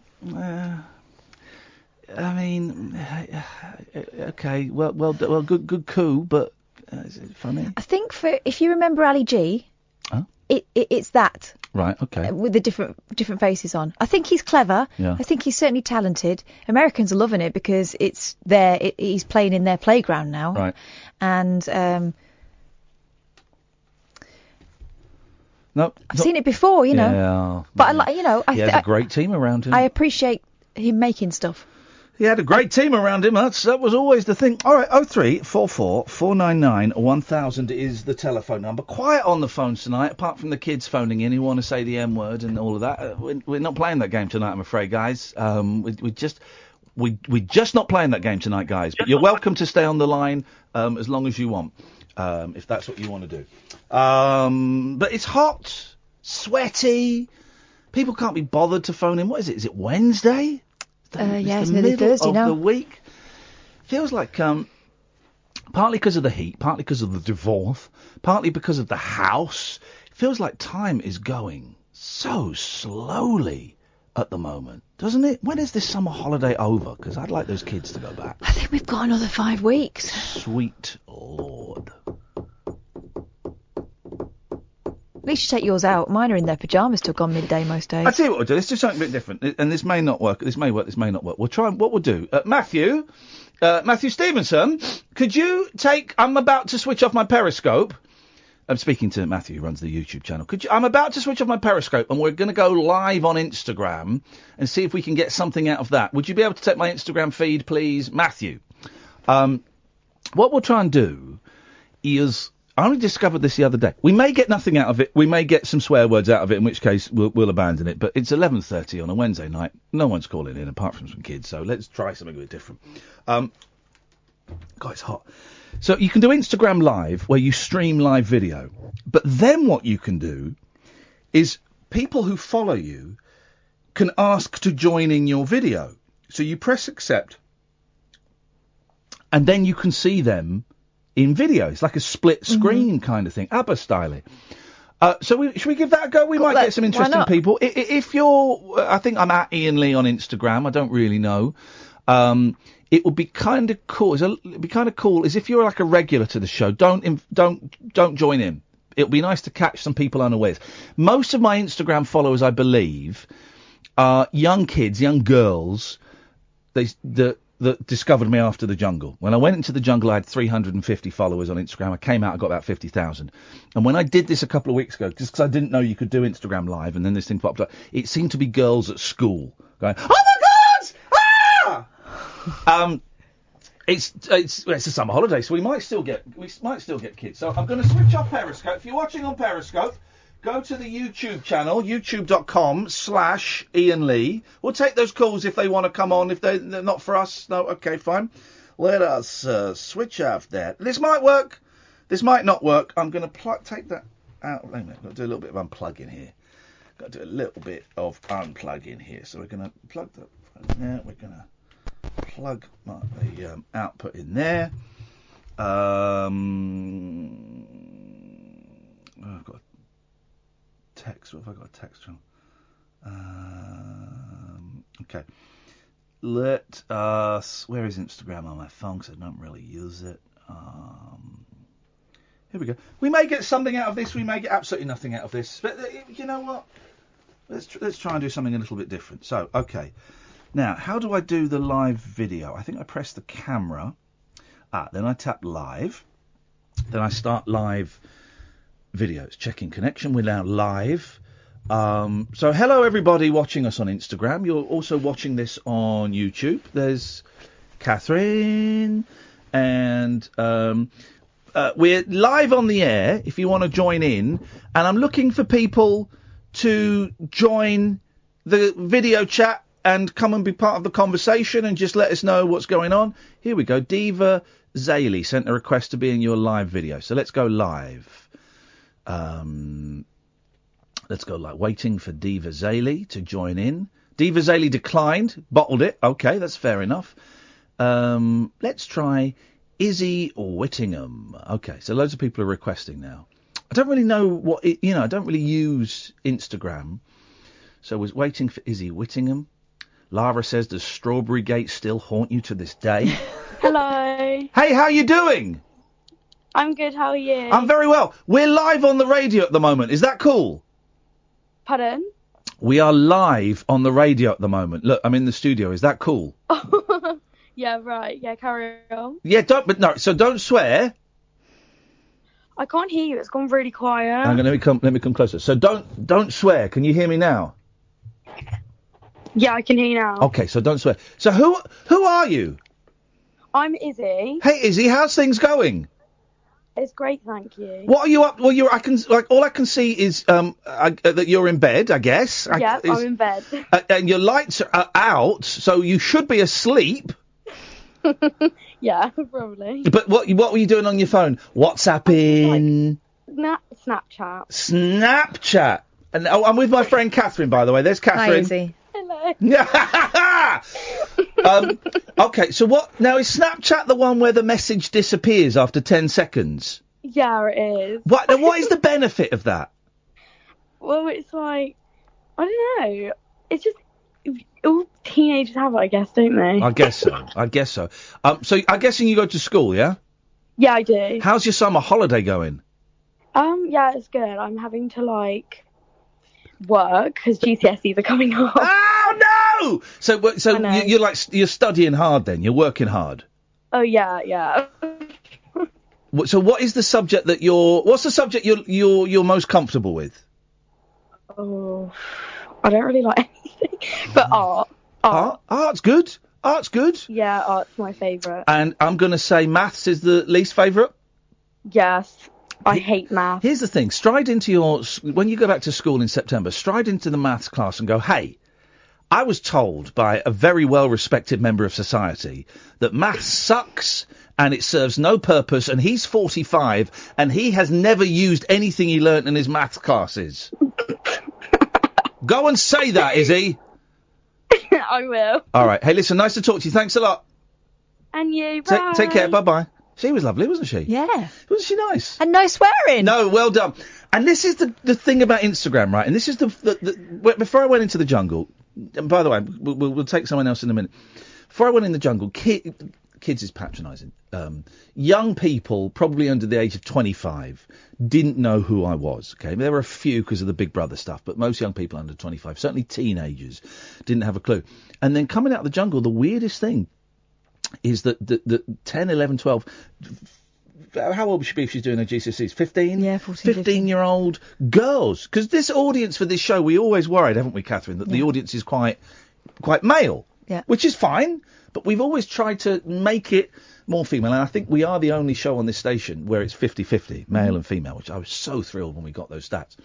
But so to get young 15-year-old women listening to... They don't really listen to the show, but to be following someone whose job is to present a phone-in radio show, that's a start. Yeah, exactly. That's a start. Because it's all about being accessible and them knowing that it's for them as well. Yeah, you know. Yeah. She was lovely. Should we take another? Let's do it. If you want to watch this on Instagram, it's at Iain Lee, or you can watch it on the YouTube channel. So we've got people sending a request. Let's try. And they're all young people. Okay, let's try Magzadoodle. I'm adding Magzadoodle. So let's see.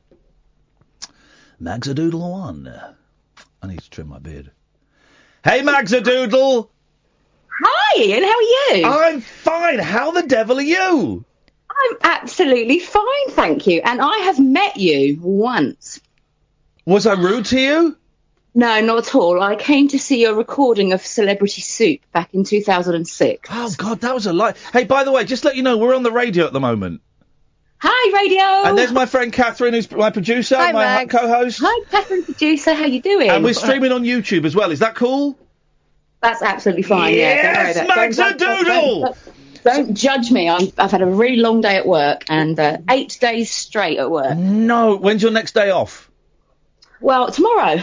Oh, fantastic. So how come... I have 3 days off.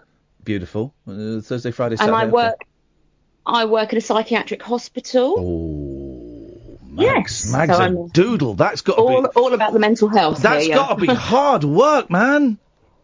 It is hard. I work on an adolescent unit, so it's under 18s. Wow. Inpatients, yeah? Yeah. Oh, well done you. I say well done you, and it sounds patronising. I don't mean it to sound patronising. I genuinely mean well done for doing that, because I bet it's not the job that people are grabbing to do, are they? No, absolutely not. No, and it's quite scary. Like when I first started working there, and all the admin staff are going, "Oh, where are you going to be working?" I'm like, "I'm adolescent." They're going, "Oh no, that's the worst." I love it. I bet you see some terrible stuff and some amazingly brilliant stuff as well. Yeah, I'm not going to lie. Some days, you come home and you can have a bloody good cry. Yeah. But like I say to everybody, you can't work somewhere like that unless you've experienced it, and whether that be first hand or it be a family member or something, you have to have, you don't have to, but I think if you have experienced it, it makes a massive difference. How's the money going there? Because you hear Theresa May going, we're going to make the youth mental health a priority, but I suspect that it ain't. Yeah, I mean the money's not great, to be honest, but it's. For example, I had a day off last week and we're really busy on our unit right now. Yeah. And I had a phone call at 6:20 on my day off, and I didn't see it until I woke up. Private number. I'm like, that's work. Oh no! I was laying there. I thought I can't ignore it because A, I'm not doing anything. I haven't got anything to do today, and B, I can't think of my colleagues struggling because if they struggle, the young people struggle. Do you know what I mean? You're a good person. I'll try. You know, you're a good person. I mean that, and I hope people tell you that in your life. Can I see your fingernails, please? I just caught a glimpse. Those nails look amazing. Kath, look at Magda Doodle's nails, man. Oh. And she's just done 8 days working straight. Well, I live in Essex now, you see, so I have to kind of like follow suit. Standard procedure. Hey, Max, listen, we're going to go and take one more call. It's nice to talk to you. Thanks for being a good sport. You too. Bye-bye. See you later. Bye-bye. There we go. Bye. There we go. What a nice lady. Brilliant. There's something in this. There's something in this. Let's take one more and then we'll knock this on the head. What a lovely lady. 8 days straight in an adolescent mental health unit. Man. And that, we've all had that, not so much in this industry, although sometimes, but we've all had that call, you know, when it's your day off and you got a call from your boss going, any chance you could come in? We're really desperate. I guess so. When do you need me? About half an hour ago. And no one wants to do it. But her reasoning was you can't let her colleagues down or the kids down. Yeah.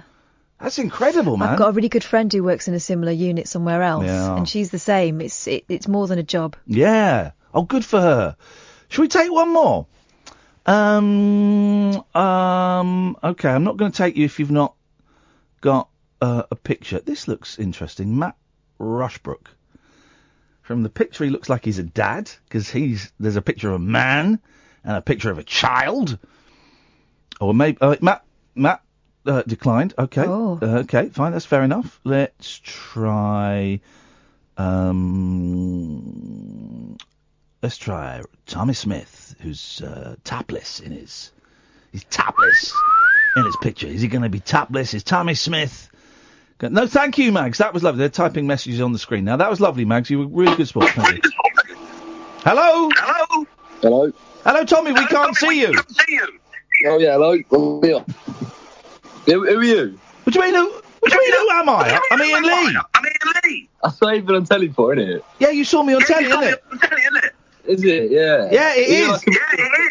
Is that what you do? Is that what? You're like a radio presenter, isn't it, now? I am like a radio presenter, but very loosely. Hey, listen, that's not the greatest line, so I'm going to say goodbye. You follow me and sent me a request to be part of it. Who are you, though, innit? Who are you? Let's try... Okay, we'll try one more. Allegra Moore Thomas. It's your turn. It's your turn, Allegra Moore Thomas. She declined. Let's try...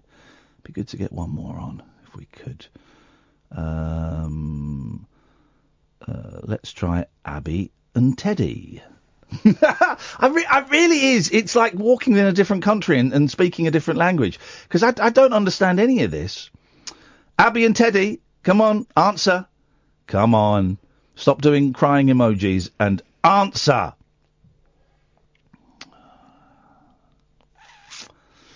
We'll take phone calls after this if people want to call in. It's a bit quiet on the phone, so we're just messing around on Instagram. You can watch it on @IainLee or on the YouTube. Nope, they're taking too long.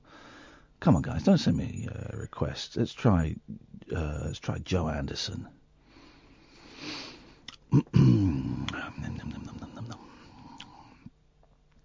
Joe Anderson declined. Don't say. Why would you send me a request to go live and then bottle it? Daniel, my brother, you are younger than me. You're only 19. I think that's what you are. Hey. Hey, man, how you doing? I'm doing good. I'm doing good. Is your name Daniel? Well, people say Daniel, people say Daniel, but I'm cool with whatever. Really. What happened? So you spell it DANYAAL? Yeah, that's brilliant. How do you pronounce it? I don't know. Most people refer me to as Dan or Danny, but I don't know. What can I say? Okay. I'm a policeman. Right. And you're not arrested or anything, but I've got. No. You're not arrested. I'm not even a policeman. Okay, good. That's in fact, let's say I'm not a policeman. I work for Parcel Force, and I'm delivering a parcel to you, right? And it says I've got a parcel. What's your name? I don't know. I'll say Daniel. There you go, Daniel. All right. Well, you spell it. I love the spelling, man. I love the spelling. How you doing, man? How's your evening going? It's been alright. I mean, I played a bit of Fortnite, if you've heard of that.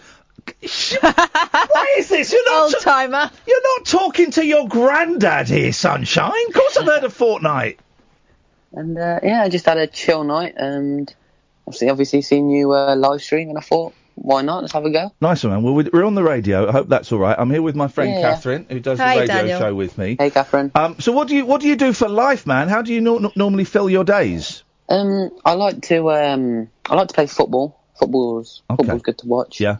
I like to watch a bit of TV, and I obviously like to listen to your radio station. Oh, I like this guy. And do you work or do you go to school? I can't quite tell how old you are. I'll go to school. I'm 15. 15.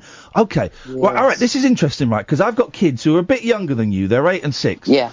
And I would feel a bit weird in a few years' time if they were talking to I'm a weird old 45-year-old bloke online. How do your family feel about you talking to people on Instagram and stuff? Well, obviously they know who you are. Watched I'm a Celeb. You were pretty good, amazing. Thank you, man. And obviously they know what kind of person you are, and you're a happy kind of brightful guy. I'm a brightful guy. He's spot on, yeah. But do they not? What kind of rules do you have in your house about you talking to people online? Do they just trust you implicitly, or do they have rules, or what? I mean, I'm pretty sure that I think obviously there's some parameters for it. Yeah. However, they believe if it's a genuine nice person and not someone like a stranger, then it's all good.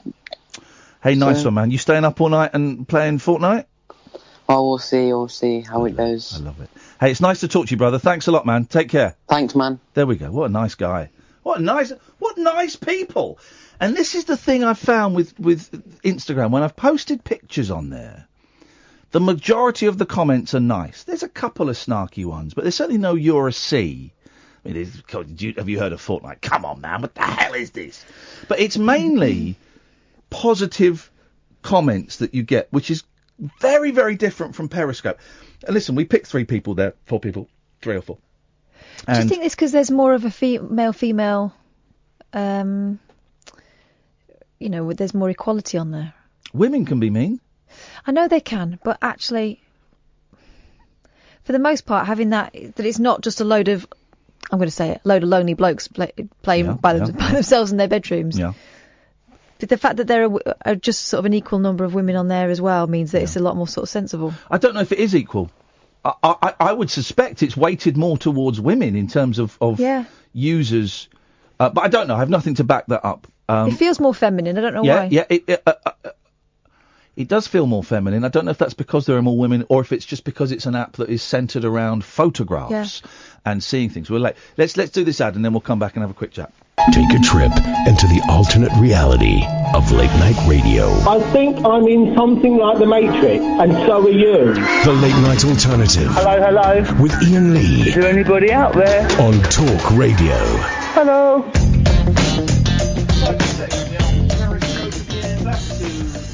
Because I enjoyed that. And you do see sometimes people swearing off of people on YouTube, claiming that there are problems with Instagram.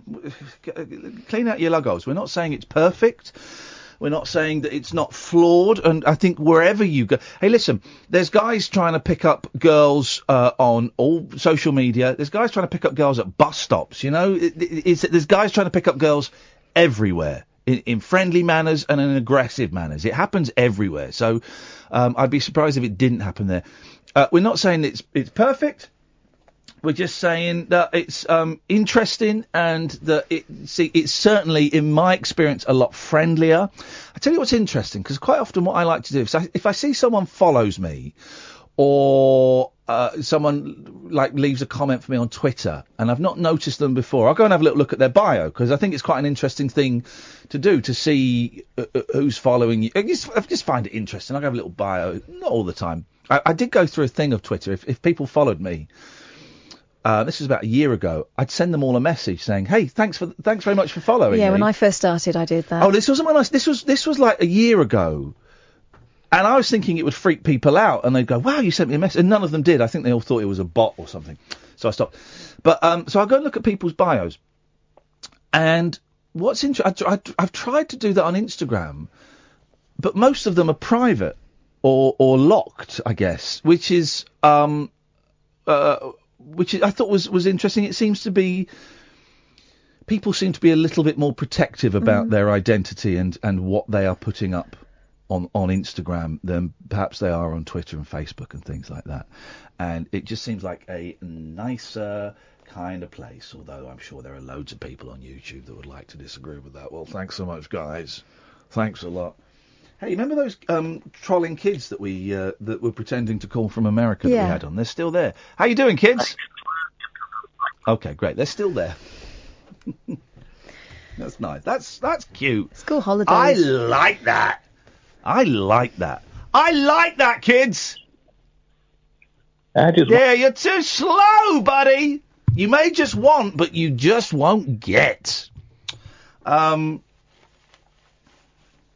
to think.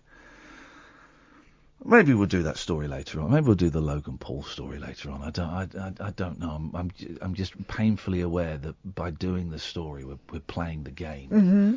And is it one about the aeroplane? Oh no, I didn't hear that. It's the one about him being interviewed on Radio 1. Oh no.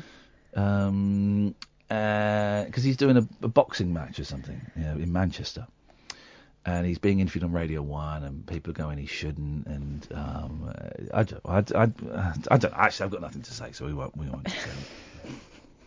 won't do that. I tell you what is exciting though. The BBC have released loads of old TV shows on the BBC iPlayer. Oh, right. Yeah, well, the story here is box sets, but the one I was really interested in isn't... Where have I put that? Isn't actually a box set. Look Who's Back, classic box sets added to BBC iPlayer, but then the one that they've put on, the one that I'm interested in, is called The War Game.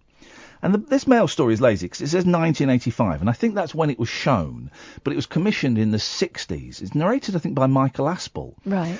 And it's about, it's an Oscar, it won an Oscar, and it's like a news report, a documentary about a nuclear attack in Kent.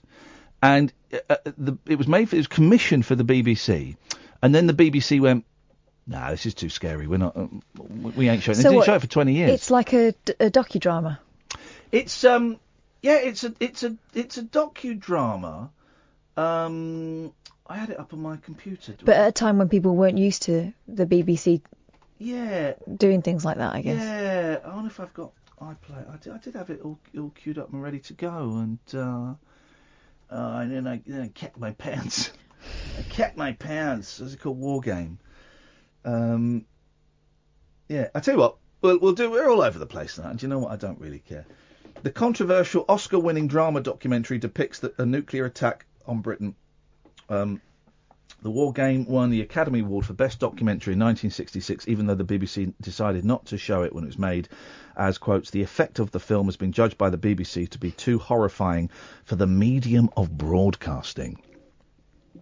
We'll play a little bit of that when we come back, I think. I still haven't watched Threads, you know. Oh, mate. Oh, well, you know, come up to Yorkshire in December when I'm doing a Q&A with Rhys Dinsdale. Come up. I'm hosting a Q&A with Rhys Dinsdale in Yorkshire, and they're going to show Threads. But the whole thing? Yes, man. 03444991000 is the phone number. This is Talk Radio. The Late Night Alternative with Iain Lee on Talk Radio. We have ways of making you talk.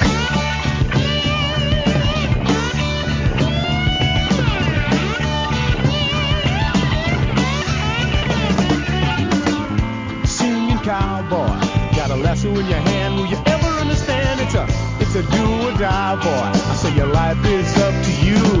So when you say goodbye, don't you cry.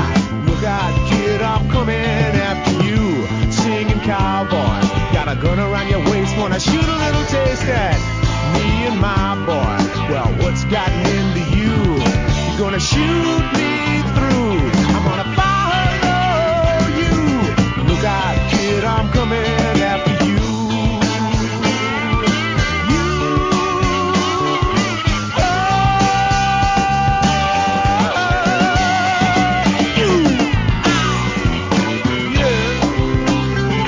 Come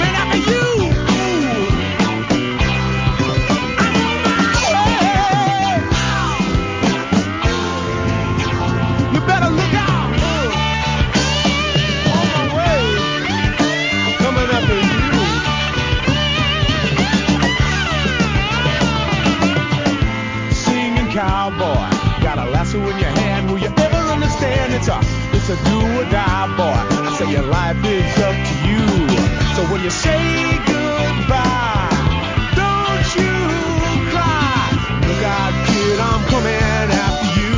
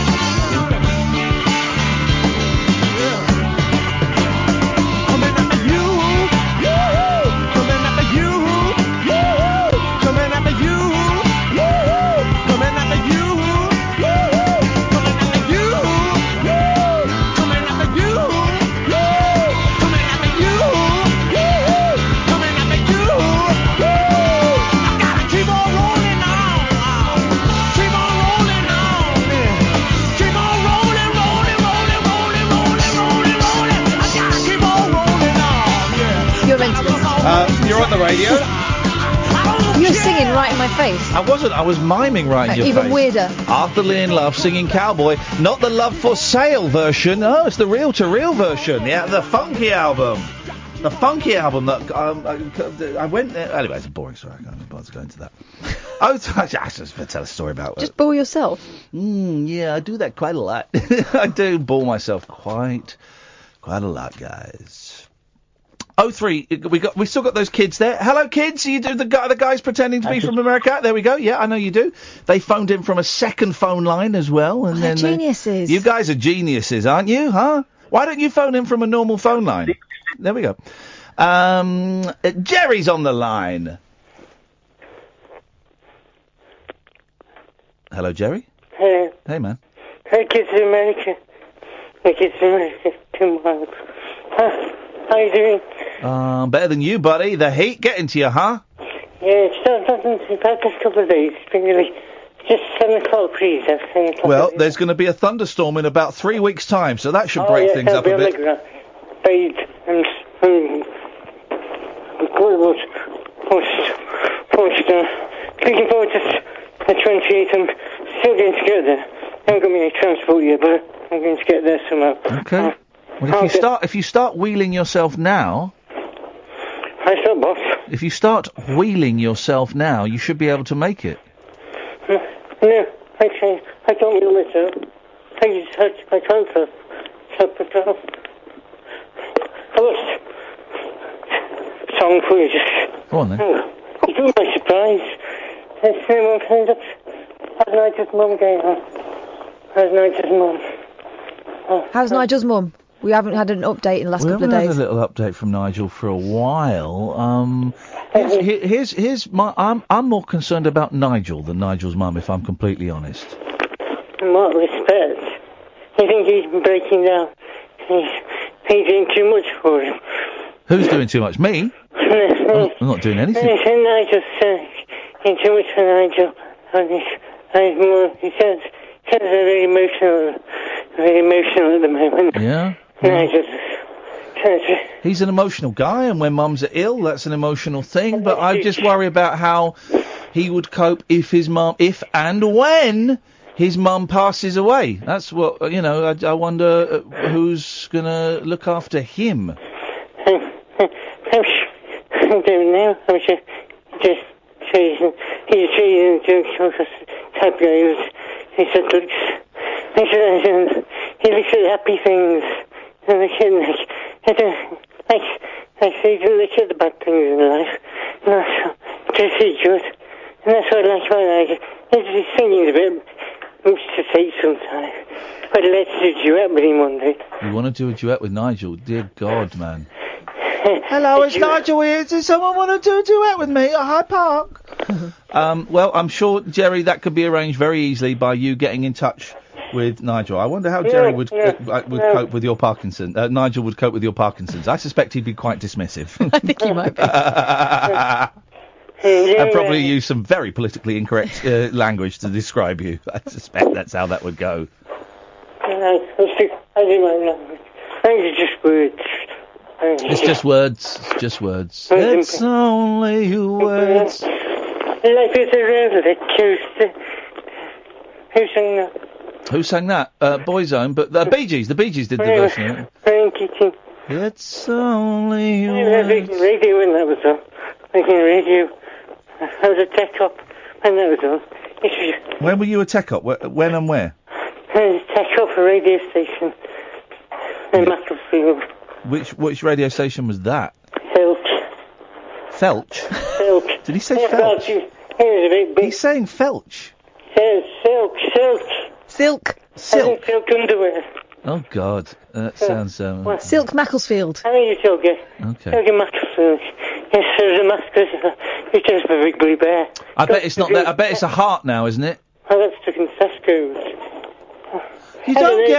You don't get DJs in store anymore. I'm sure I'm old enough. I'm sure I'm old enough to remember going into a shop and there was a DJ behind a glass counter. Topshop used to, didn't they? The chemists, Lloyd's Chemist, has its own radio station that's piped through the country. So does Topps Tiles, I think. No, I did know that actually. Yeah, that rings. Wasn't Helen Lee on that at one point? Possibly. Hey, listen, we'll all be there at some point. Yeah. That's the nature of this I business. say the cure for these pretend pop star tapes. Pretend they can afford the licensing to your pretend pop stars. Sing famous hits. People know my like karaoke. Karaoke people do. Is that karaoke? I'm getting like every fifth word, but I'm enjoying filling in the blanks myself. I'm getting pretend pop stars and karaoke. CFAX. CFAX? This is Mr. Weird and his guest of where a page come round. Okay. He wears the missing words. Found the missing words. Have you been on Countdown? No, I've never been on Countdown. Never been. Would you like to go on Countdown? How much does it pay? I don't care about being on the telly anymore. For me, the telly is all about banking the checks. I get no artistic pleasure from it. Giles Brandreth? He says in chat. These funny stories that you don't believe you're all the crap. I don't watch telly. This is the thing. Certainly don't watch any output as it goes out. I'll watch this War Game on the BBC iPlayer, and I watch stuff on Netflix. At the moment, I'm streaming this show called Nathan Goes to Town. Nathan for You. Nathan Goes to Town. There's Nathan for You. Operation Good Guys on there. Sorry, lots of single guys where on Countdown? Operation Good Guys on the BBC releases. Lots of single gays? Operation Good Guys. Operation Good Guys. Oh, Operation Good Guy. Oh no, that's terrible. I hate that. The British BBC comedy where they're trying to be a bit clever and arch and like faux documentary, and it's no, I hate that. I thought that was lousy. I thought People Like Us was lousy. I'm gonna say it. I thought the Malcolm Tucker show was lousy. Hey, so that's you on the M show, on the M channel. The Rim show. M channel.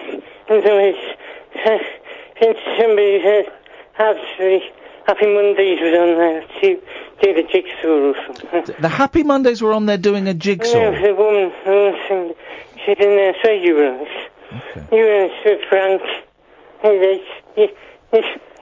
He's about to, and Frank is saying about you will choose the words and stuff. And lots coming up here on the train. I'm struggling to get you tonight. Thanks, Sidebottom. Oh, interestingly enough, actually, it's funny you mentioned Frank Sidebottom. There's a little paragraph in two of the papers today that the inquest into his son's death, Harry Seavey, who was knocked over, the inquest is going on. And it mentions that him and his mate were drunk and had taken half a tranquilizer each. So, why is that? Like, it's literally two paragraphs, and one of the sentences is that. The point is, that's not what he died of. He got knocked off his bike. Okay, well, reactions were dulled and all of that. Okay, fine, whatever. But why is that in the paper? The poor lads, you know. It's terrible, I thought. Jerry, I'm going to cut you off now. No problem. Up you on. Yeah, I saw that. I thought. Yeah, I saw it yesterday, but I didn't flag it up because I don't like it. They were drunk and had taken half a Valium. It wasn't a Valium, it was a Xanax. But you know, what? The paper I saw it in is read by people who go, right, okay, don't care about him then. But the people will say, well, he deserved it. Yeah. It's his own fault. His fault, probably. No, It's not his fault. All right, you can argue what kid's dead, man. Kid's tragic family. Dad died. A little while later, the kid dies. Unbelievable. It's a truth universally acknowledged that if a series is so popular it draws 11 million viewers, then you should show it again. And now, more than 20 years after its original broadcast, the BBC's 1995 adaptation of Pride and Prejudice will be available for its many fans. I've got it on VHS. The award-winning series, which made Colin Firth a household name for his smouldering performance as Mr. Darcy, is one of 8 classic box sets added to... 8? Added to the BBC iPlayer. It's only 8? Jeez. And one of them isn't a box set. So what have we got? The From the Archive section will let viewers enjoy shows that first aired up to 72 years ago. Others include the 1990 miniseries of House of Cards. The proper one, doesn't have that pervert Spacey in it. And around touching up people. He's not in it. It's the proper one. Viewers will be able to revisit 1958 sci-fi series Quatermass in the Pit. Not getting me hot so far. Dame Judi Dench's BAFTA-winning performance in 1966's Talking to a Stranger. 4 plays recounting the events of one tragic weekend from the viewpoint of 4 family members who lost before. Sounds all right. Might have some of that. Dame Judy. It's a rip-off of Rashomon, though. You seen Rashomon? No. Oh, it's a rip-off of Rashomon. Isn't it, guys? It's a rip-off of Rashomon. Pride and Prejudice, which saw Jennifer Aile win a BAFTA. Boring. No, it was good, that one. Programmes will be... No. Programmes will be found... the BBC's From the Archive section. Launched last September. It hosts over 400 shows from 1946. So... well, this lot isn't a box set, but guys, get on this. You see what they've put up there? Nuts in May. Oh, you're kidding me. You just spent a fortune buying it on DVD. Well, you've got it to keep and treasure now, and it's a great thing. Nuts in May. I don't think that's very fair, Kid. Guys, go... Well, Candice Marie, of course, the reason that it's up there is so that people can enjoy it from... Guys, go and watch Nuts in May. You will not see a funnier... slower play. It's delightful, isn't it? And you will not be able to stop talking like that. Well, Candice Marie, I think the gentleman will be talking more like this. Let's go to the adverts as they're scheduled for now. The radio show that knows truth is always stranger than fiction. Week Monday, I get shoes. The Late Night Alternative with Iain Lee. Because they're too real to be part of my imagination. On Talk Radio. The kids put the phone down. I was about to let them go. Kids, phone back. I was about to let you speak. For goodness sakes. 0344 499 1000, the Late Night Alternative, Monday to Friday, 10 o'clock at night. On Talk Radio, listen on DAB, download the app, or go to talkradio.co.uk. Let's go to Sam. Good evening, Sam. Hello, mate, just taking your speakerphone. Can you hear me? Yes, I can, mate. Right, just wanted to start it off by saying thanks to you and Kath. Been a bit of a hard time recently. My dad died recently. Oh, mate, I'm sorry to hear that. Oh, thanks, man. But just other things in general, you know, the usual kind of bullshit. And you two... All right, that's a yellow card. Oh, sorry, mate. You two have been a real rock over the last few months. You're the only kind of constant in my... I mean, sounds terrible, I know, but you're the only kind of constant in my life at the moment. Oh, and you're there for me 5 nights a week. Well... And I feel bad. I took Friday night off now. I wasn't there for Sam. I felt bad you took Friday night. Normally, I would only listen on catch-up late at night in the evening, but tonight I've tuned in live. So what do we owe this pleasure, Sam? Well, I felt you deserved a call, because, like I say, you kept me going for the last few months, and you're always asking people to call in, and I always listen after the event, so I'm too late. So I'm just trying... I have a few stories, I have lots of stories, and I always want to... When I listen later on, I always think, damn, I could have phoned in and joined in with this conversation. But a few weeks ago, you were talking about punching a seagull. Do you remember that? Oh, yes. Yeah, yes, I do still. By the way, some people are saying that my campaign to cull all owls is just like to get publicity for the show. It's not. I'm seriously, we're making very, very strong movements. They're a menace. They're a menace. We're making very strong movements towards actually getting this official government policy to kill all owls. Them and their 180-degree necks and their big wide eyes. Menace. Yep. Menace. Yep. But punching seagulls, it was weird that you mentioned that, because only half an hour before you'd said that, I've been sat in my mate's front window, looking out the window, and a seagull landed, And he said, I need to punch that bugger. Wow. So some kind of weird synchronicity. Well, hang on. What happened? Was it all talk? Was it mouth and no trousers? Did someone go out and punch a seagull? What happened? No, of course we didn't punch it. It was just verbal abuse. Cowards! A complete coward. But then the night before that, you'd been talking about your experiences with Uri Geller. Yeah. And in fact, you interviewed him recently, didn't you? Yeah, he came on the show and he did a little video for my kids, which is great. Oh, how cute is that? Yeah. I had my own Uri Geller experience some years ago. He used to live in Sonning. Yeah. Near Reading, Yeah. and I don't know how familiar you are with Reading. He was there for a long time, yeah. That's right, he was. And my father, bless his soul, had several restaurants in Reading for a number of years, Italian restaurants. And I remember one lunchtime, I was sat with the manager of one of the restaurants. I used to live upstairs. And for some reason, Uri Geller came into conversation, and he didn't understand what I was talking about. And I happened to have a copy of the 14 Times magazine upstairs. Yeah. So I ran upstairs and got it, and it had an article about Uri in it. And I showed the manager the article, and we discussed his pranks and his powers and his alleged, magical gifts or whatever he's got. Okay, yeah. And I went off, and nothing more was said. But that evening, I was sat in my flat, the very same evening, and the same manager called me up and said, Sam, you're not going to believe this. Here we go. Come downstairs. Yeah. Come downstairs now. Uri Geller has just walked in with his family, looking for a table. He wants something And to if eat. you hadn't have shown him that copy of the 14 Times, he wouldn't have had a clue who he was. He wouldn't have had a clue who he was. Wow. Unfortunately, the restaurant was busy. It was full, but luckily we have another restaurant round the corner. Yeah. So the manager sent him to that. I went round the corner to my father's other restaurant where he was sat eating with his family. Yeah. We waited for him to finish his meal, and then I timidly approached him and asked him if he would do the thing with the spoon. Yeah. And I gave him one of our teaspoons, and he did it. And the most incredible thing was, he did it in his hand, but then he placed the teaspoon on the bar. Here we go. And he said, look, it's still bending. And without him touching it, I was watching it, and I was convinced it was still bloody bending. Now, I don't know if he'd hypnotised me, I don't know if it was suggestion, or if it was really still bending, because I've read up on a little bit of mentalism and trickery. I like to dabble in a little bit of magic, so I know there are routines and methods and things like that. Yeah. But it was the most incredible performance I'd ever seen. Absolutely stunning. Right. It's an incredible thing to see. I've seen him do the spoon. I've seen him do the spoon in front of me, and to be stood, a foot away from the man while he does it, it is incredible. It's incredible. But hands off as well. Hands off. He removed it from his hands and placed it on the bar. And I don't know, but like I said, I don't know if it was a suggestion or what. I used to have a spoon that he bent, and he signed it, and he used to sit on top of my TV, and it got lost in a move somewhere, and I wish I still had it.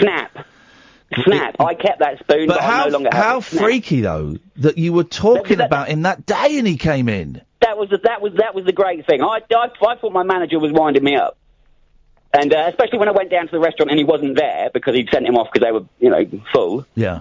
So when I got around the corner to my dad's other restaurant, I was just shocked. It was fantastic. But he wasn't too happy when I mentioned James Randi.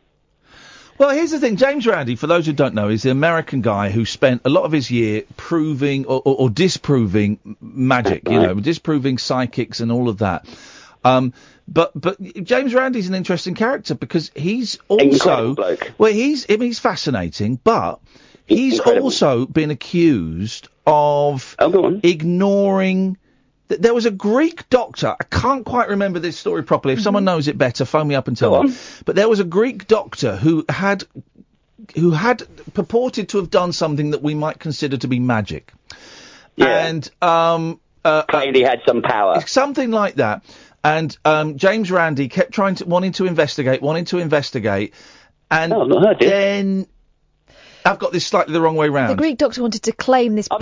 I follow Randy in magic quite closely, so I've not heard this one. But go on, carry on. James Randi's offered a reward for anyone who can and prove. No one's ever claimed it. That's right. That's not true.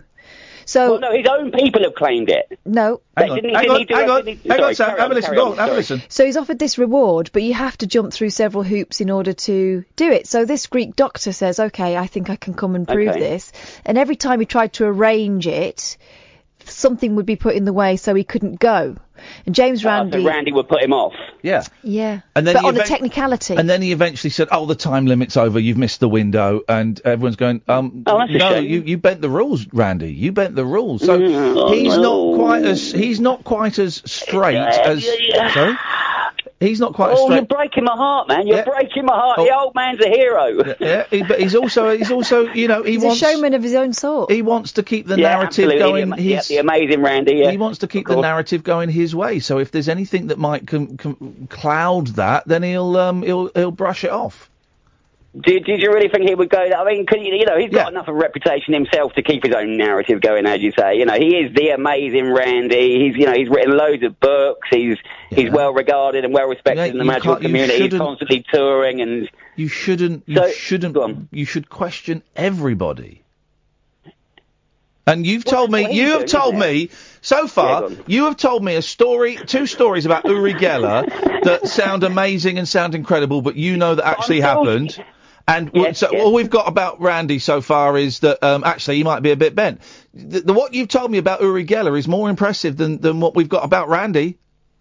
Do you know on face value, I have to agree with that, I suppose. But the thing about another thing about Geller is he just released a DVD into the magical community. Now I've not bought it because I think it's something like 120 quid. Right. Who's this? Who's done this? Geller. Right. And that's a series. It's got like interviews. It's not like a documentary. I think the idea is it's a manual. You know, it's a teaching DVD. I mean, the magical community. They put up, people put out DVDs all the time to learn different routines and that. You can buy hundreds of different magicians who do spoon bending routines that you can buy and learn, etc., etc. Yeah. And now Geller has bought his own DVD out to the magical community. Like I said, I've not seen it, so I can't comment on the content. Yeah. But it'd be interesting to know if he's given... Here we go. I've got the answer to this. I've got the answer to this, right? Who cares if Uri Geller's a fake? Who actually cares? Right, let's assume for a second that he can't bend spoons by the power of his mind. What harm has he done? What harm has he done? No. At the end of the day, it's not a big deal for me to prove him to disprove him. Exactly. He's done no harm. All he's done is brought joy and entertainment and wonder to the world. That's it. I do. I do question this stuff about him flying out over mineral reserves and making his millions by divining and where oil and stuff What harm has that done? So, all right. It hasn't done any harm. Okay, but hang on, shut up. He's either lying about getting paid millions of dollars to go and find oil for oil companies. I find that questionable, but yeah. Right, so he's either lied about it, or he's taken millions of dollars from oil companies that are worth billions of dollars that are raping the world. Those are the two options. Like Randy, it's a story he's put out to keep his narrative going. That's the first thing I just said, that he's made it up. So he's either made it up, right, or he's taken millions of dollars from companies that are worth billions of dollars that are raping the earth. And given them what they wanted. Yeah. So either way, who's hurt? It's a great story. It's a great story. I can't dispute that. It's just. It's a bit disingenuous to come out with something, I don't know, claim you've made $1 million from finding... What is wrong, right? What is wrong with... Hang on, let me finish. Yeah, go on.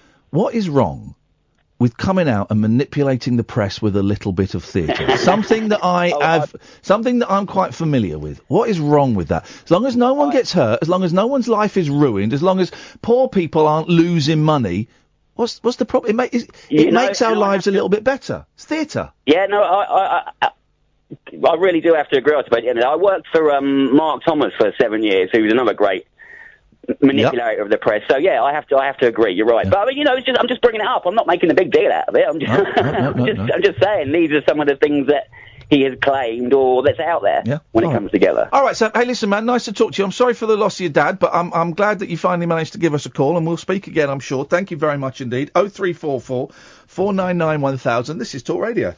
The radio show where the owls are not what they seem. Do you or have you ever watched Twin Peaks? The Late Night Alternative with Iain Lee. We could be dreaming and meeting each other in our dreams. On Talk Radio. Excited to say that the kids on the summer holidays who phoning in pretending they're from America are back. Evening, kids. To believe. We'll come to you in a second. Let's go to Oliver first. Hey, Oliver. Hello. Hello. Hi, Ian. Hi, Kath. What you got for us, boss? Ian, with your farm, Yes. would you consider making it vegan? Because I think you have to improve your image with animals. Can I still slaughter cattle? No. If I don't, no, let me finish. Okay. If I don't sell their flesh, okay. No. Would a frudder, a frozen udder that you can suck on in this weather, would a frudder be considered? That would be vegan, wouldn't it? Is the cow still alive when it's No. Well, the cow is still alive. You kind of just cut the udder off and freeze it, and then you offer it as like a lolly to kids. Oh. A frudder. I don't think it works. Why are you so against animals? I didn't hear about this punching a seagull. I don't remember the punching a seagull. I've never punched a seagull. I'm against owls because they attack me, and I'm against cows because they taste delicious. I've got a new theory of the owl. I don't know if you'll hate me on this, but I'm not that keen on you already, huh? After this, yes. What was the question about having sex with animals? It was like if you had to have sex. If you had to have sex with an animal, what would you have it? What situation would lead to that? Okay, well I can think of loads. All right, so you go home one day. Have you got kids? No. Have you got mum and dad? Yeah. All right, you go home. You open the front door. Your mum and dad. You go around to your mum and dad's house. You go in, and they're tied up. They're tied up and they're gagged. Oh my god! And there are two masked men there, and they've got guns pointing at your parents' genitals, and they say, unless you go and have sex with an animal, which we will be able to get because we have contacts in the farming and the zoo industries, we're going to shoot your mum in her fanny. Yeah, but this I would totally have sex with an animal if it stopped my mum getting shot in down there. But that wouldn't be an honest answer, because I would say like I would say like a blue whale or something like that. Bang! She gets shot. There's one shot right in her genitals now. Now the gun's pointing at your dad's genitals. Well, I gave an answer. Yeah, you're giving a cocky answer, boy. Give me another answer. Otherwise your dad gets his dick blown off.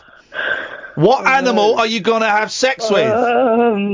A raccoon. There you go. See, it's not that difficult a question. Yeah, but it'll take them ages to get It's a not raccoon, that and then the difficult. police No.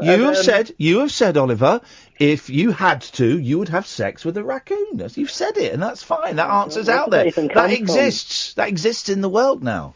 Oh no, everyone knows. Why do you hate animals so much, Oliver, that you want to have sex with a raccoon? you sick deviant. They're tiny things. Well, maybe, I don't know. Yeah, it's bigger than a kitten. There we go. Okay. Well, anything else? Anything else, you hypocrite? You animal-hating hypocrite? No, sorry, Ian. Thanks for calling in, Oliver. So you'd have sex with a raccoon?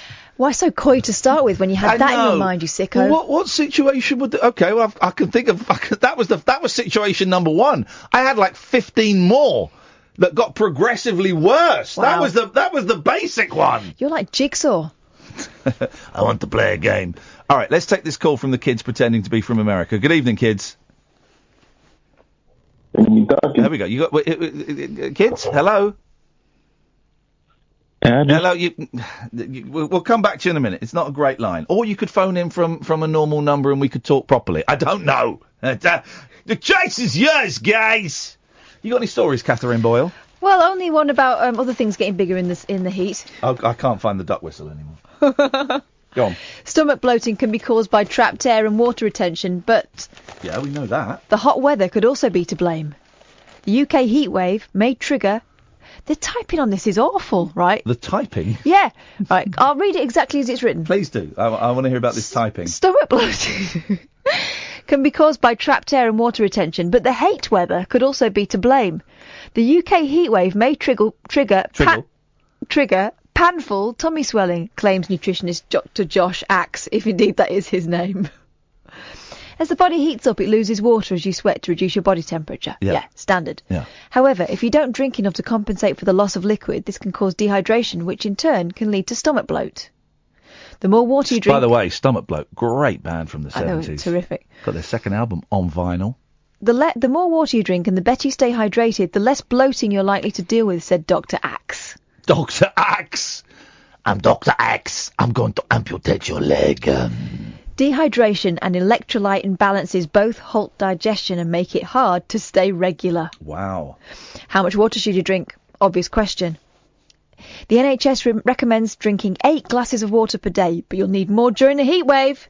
Nutritionist Alex Woods, in collaboration with Itsu, told Daily Star Online, hydration is a very personal bodily process and is dependent on an individual's health, diet, climate and physical demands. Boring, boring, boring. So when it's hot, drink water.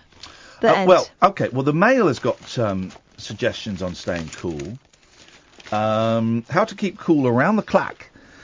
So at 6 a.m, go for a dip and water the plants. If you have to exercise in this sweltering heat, no one has to exercise in this sweltering heat.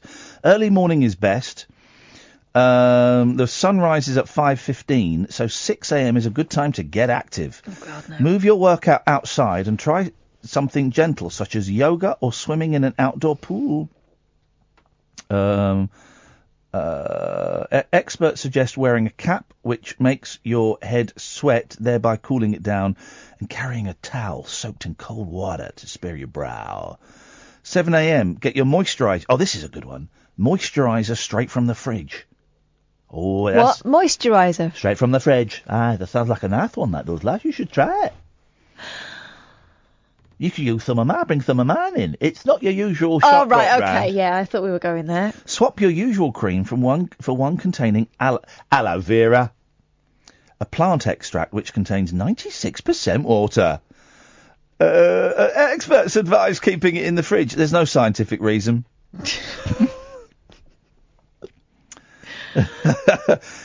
When applying deodorant, resist the urge to spray on more than normal. Excessive use can block the sweat pores. But for a cooler deodorant, put it in the fridge. Is that where they're going? That's nice, actually. I don't know. Is that safe? You're not supposed to expose it to high temperatures. But deodorant gives us all cancer, yeah? I was thinking about this a lot the other day. Been thinking a lot because I can't sleep. Deodorant gives us cancer. There was that rumour about 5 years ago. Because it's firing out... I've got some deodorant with me because I was staying in a hotel. The antiperspirant stuff was the one everyone was fussing about, wasn't it? It's metal. You're firing out... There's like metal in it. Let's have a look at the ingredients of a pretty standard... Yeah, because I bought some hippie deodorant after that scare. And I still had disco rings. What's Cassie doing now? All right, well... what was this? I don't care. So let's have a look at the ingredients. How do you find ingredients? Butane. So that's what pumps it out. Mm-hmm. Okay. Easy. Sugar.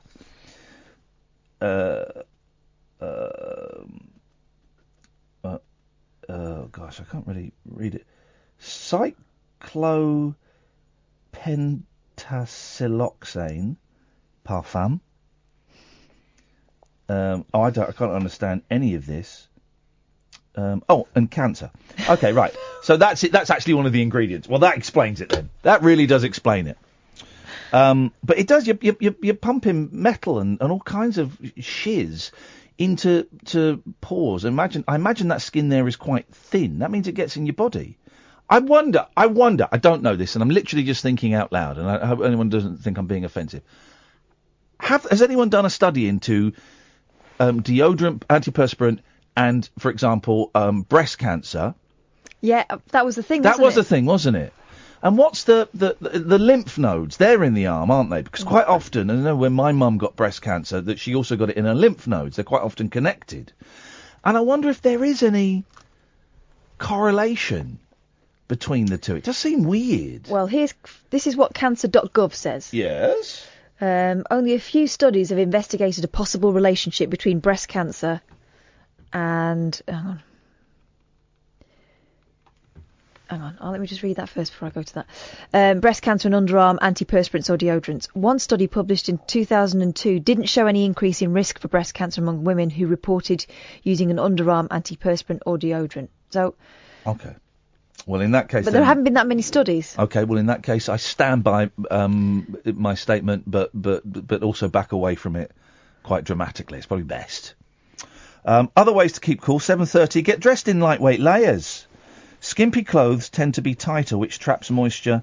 Natural fibres such as cotton and linen are better than artificial ones.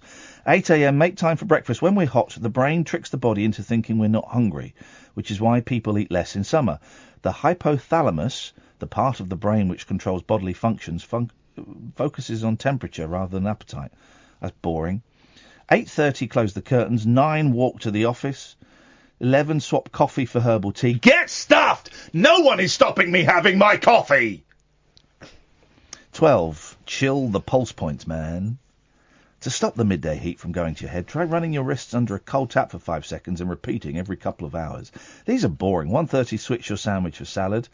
2 p.m, make an ice fan for the office.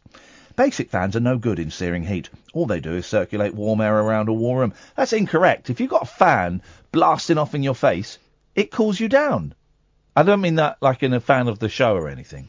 I don't mean like you, Gatford. Yeah. Okay. Instead, make an ice fan by positioning a shallow bowl of iced water in front of a tabletop fan and enjoy a cooling mist as it picks up cold water particles. You can also try turning your fan round the other way. Angling it towards an open window pushes hot air out rather than blowing it in your face. 3 p.m, squeeze in a siesta. Oh yeah, that's practical for people with jobs. Fill a paddling pool for pets. Refresh your eyes with a cue. Oh, you're all dickheads. Let's go to the bar. I'm angry. Let's go to the bar. Kick off your slippers. Don't go to bed. The party is just starting. You can sleep when you're dead. The Late Night Alternative with Iain Lee on Talk Radio. By the way, it's got to be said, I know they pay our wages, but the character assassination of Katie Price in The Sun today is outrageous. Outrageous. Blasting her for doing obviously posed photographs. Guys, you've been working with her on that plan for the last 20 years, so don't suddenly call her out for it. There is a disgusting... I read bits of it and I looked at the headlines and the photo captions. There's a disgusting 2-page assassination of that woman, who the Sun have made a fortune off her and she's made a fortune off them, and now they're going, do you know what, we're not playing anymore. In fact, we're going to point our finger and laugh at you. It is disgusting. Shame on those scumbags that wrote that. Let's go to Gary. Good evening, Gatford. Evening, Boss and Bossette. What have you got? Did you get the text in the Daily Star today about Katie Puckrid? No, mate, because we did it about 12:30 last night. Ah. Do you not know how papers are made? No. Thanks very much for calling. Right. That will probably be in a little bit, if it goes in, it'll be in tomorrow. Hello, David. Hello. Sorry, I was on hold forever. Deodorants. Yes? The best one is by Turn your radio off, please. Turn your radio off. Oh. Hang on, turned it off. Yeah. Right. Yes? Hello. Yeah, the best deodorant is bicarbonate of soda. Who's carbonate of soda? No, bicarbonate of soda. I don't know who carbonate of soda are. Are they what is this, a company? No. It's something you use in baking and cooking, and use. Oh, bicarbonate of soda. I'm so sorry, I misunderstood. All right. Well, how are you going to use that as a deodorant? Well, what it does is it stops. A very eminent doctor told me many years ago, and I've used it since. And you use it as a powder, and you put it in your armpits, and it stops the bacteria smelling. But do you not get like bread rolls appearing under there or something? No. Try it. But apparently it works better for women because they shave. Okay, so I can try it on my balls then. Well, you could, but it definitely works. All right. Do you know what? If it doesn't work, you'll still get a lovely rise on them. Do you know what, David? So do you do that then? Yes, I do, and I've tried it for years after the very eminent doc told me, because I didn't believe him, because it doesn't contain, or most antiperspirants contain aluminium. This is aluminium. I knew there was a kind of metal in there. David, nice one, man. Thank you very much indeed. I got a cab to a hotel last night because I was doing some filming. And it was lovely because the windows were open, it was hot, the roads were empty, and I got in there, and suddenly I was transported. But there's here's the thing, right, because I'll go off a couple of tangents. There's a memory that's trying to get out of my head, okay? And it's been trying to get out of my head for the last couple of years. And it's a memory from one of two... when I was a kid, I certainly went to Butlins, I think, in Bognor Regis. I either went there once or I went twice to a holiday camp. I don't know. I don't remember very much about it. I remember bits of it.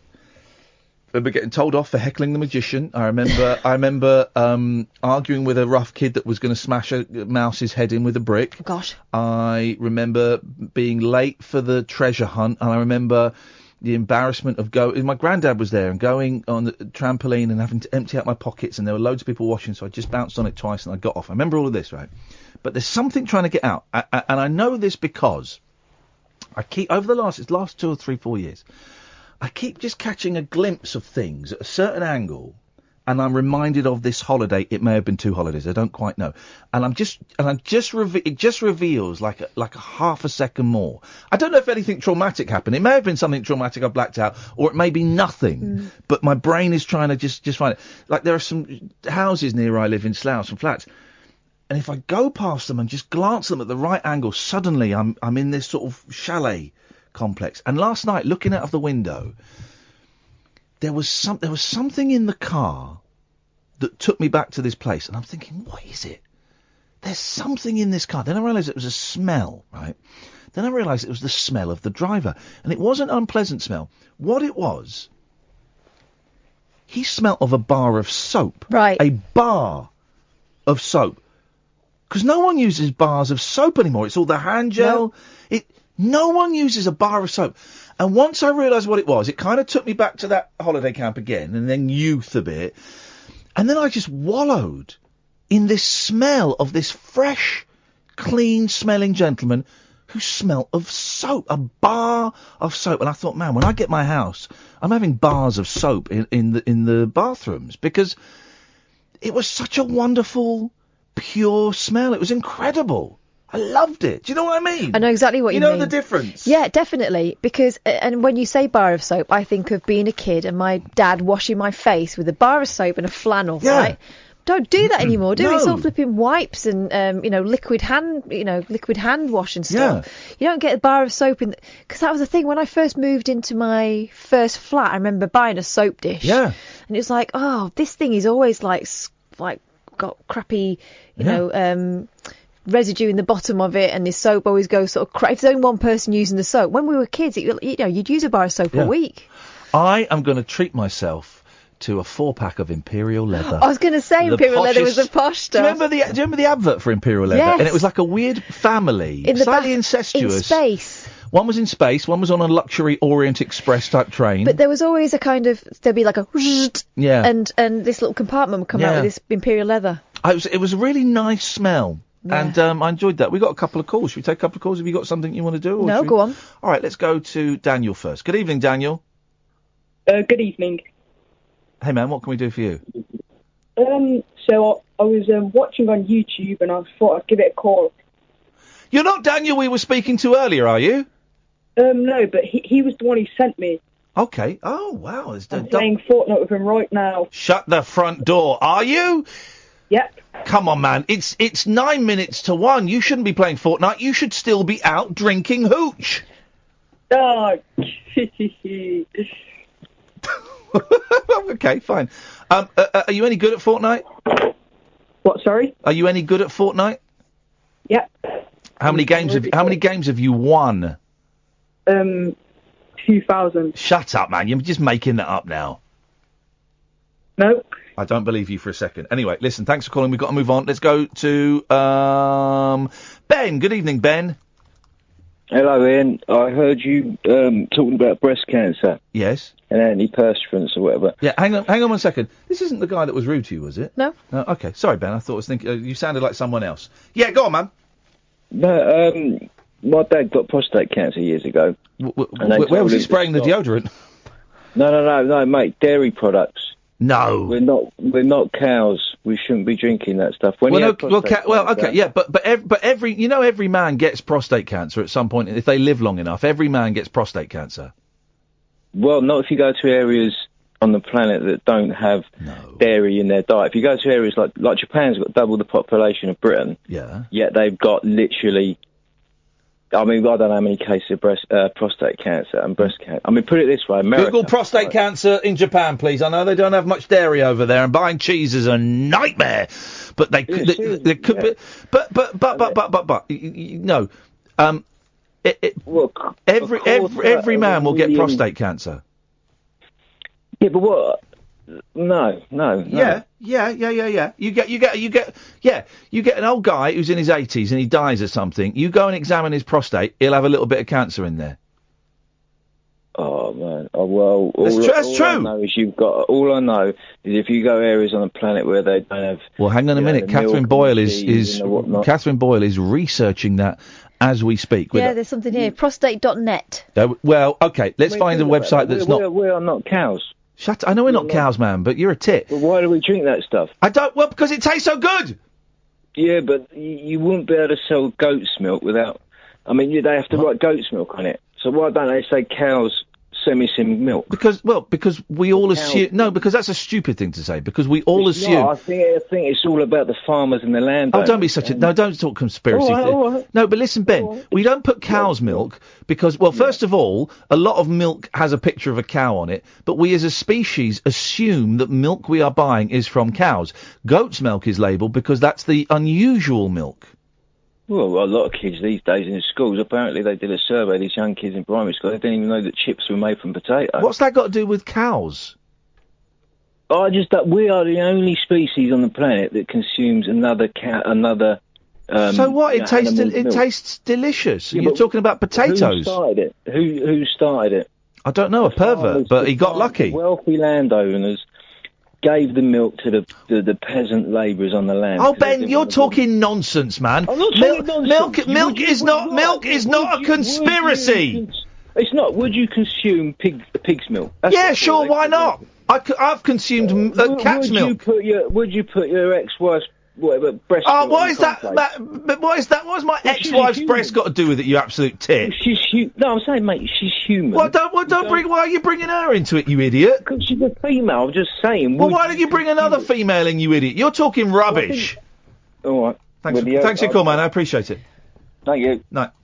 That line of argument. Yeah. I found loads of websites all spouting the same thing, and they're all kind of go natural remedies, for cancer treatments and stuff. So I can't find anything academic. I don't even know what he said about my ex-wife. What do you think to bring up? But to claim that cow's milk is a conspiracy theory brought about by wealthy landowners. Want to keep our lives short. I love a bit of cheese and milk. I'm not going to... You know who had prostate cancer, though? Who? Emperor of Japan. It's true. Which one? Hirohito? Yes. The fella just called How in. he avoided being tried as a war criminal, the world will never know. The fella just called in and said, you don't get prostate cancer, you got it. I heard it in Japan, yeah. You heard it in Japan? Wow, you've got it quick. How are you doing, Paul Ross? Oh, not too bad. Did you get to sleep last night? Not so much. I tried, but it's just just not happening, is it, I went in the kitchen, turned the oven on full, opened the door and had a cool down. It's been that hot. We've got at least another week of this. I've just seen the front page of today's papers. They're talking about 37 degrees Celsius. We spoke to people in Japan last night. They had 41.1. Oh, they're the hottest it's ever been in Tokyo. And they had 30,000 cases of people collapsing with heat stroke in one day. There's that horrific thing that's happened in Greece. I got family in Greece. I had one of the Greek cousins was in that area where the thing happened that day and got out earlier on. But, it's awful, man. But they all jumped in the sea. But the temperature was something like 600 degrees at the fire, so they're burning in the sea. And also that means you suffer. Anyway, let's not worry It's about horrendous, man. It's horrendous. Awful. Anyway, on the show tonight, one big story I want to talk to people about, the cannibal galaxy that devoured the Milky Way's sibling, and we found it. And we've got the details on that tonight. It absorbed and drained the energy from a whole galaxy. Wow. Andromeda. It's coming our way. I made that last bit up. Mate, you could terrify so many people with that stuff. It's an absolute... But the great stuff about this is there's a guy who'll come on who'll be very dispassionate. Yeah. He's analysed it. He spent his life doing it. Not worried at all about it. That's what I love about these boffins. And we're also talking about the strange thing that's happening. Donald Trump doesn't really agree with climate change, although we're living through it. A remarkable story, and I'm not going to be able to sell this in the time we've got, but about barnacle geese and what they're going through because of climate change. Wow. They used to fly 3,000 kilometres, to nest and to lay their eggs. When the females arrived, they had to sit on those eggs for 3 weeks. So they like to build up their stocks and they got food on the way. Now they're having to do it in one hit. They don't stop and feed at night. So the chicks, and what's happening though, in our lifetime, in the last 30 years, the way they migrate has evolved. It's astonishing how quickly nature reacts. So cannibal galaxies and barnable geese, you don't get that elsewhere, despite Steve Allen's 4am spike. Basically, what you're saying is we're all doomed. Tonight's show is and you just destined- told me that I'm going to die with, not of prostate cancer. No, Cheers, mate. All men get it. Cheers, mate. I'm closer to 80 than you are. Cheers, pal. And your notion that if an old bloke of 80 dies and you look at his prostate, why would you? What kind of weird autopsy are you going through in your head? This is the thing. All men get it because your body's rotting. It's your body rotting. Catherine, back me up. I'm a bit worried about mine, to be honest. Let me have a look. No, right. I'm sticking with the cannibal galaxy. Dear listener, thank you very much. Stick around for Paul Ross. Thank you very much, Catherine. Thank you, Sam. Thank you to most of the calls. I'm sorry, Andre, we didn't have time for you tonight. Oh, mate, don't worry. See you tomorrow. Well, that was very politely taken, wasn't it? What a nice guy. We'll be back tonight at 10. Until then, from us, ta-ta!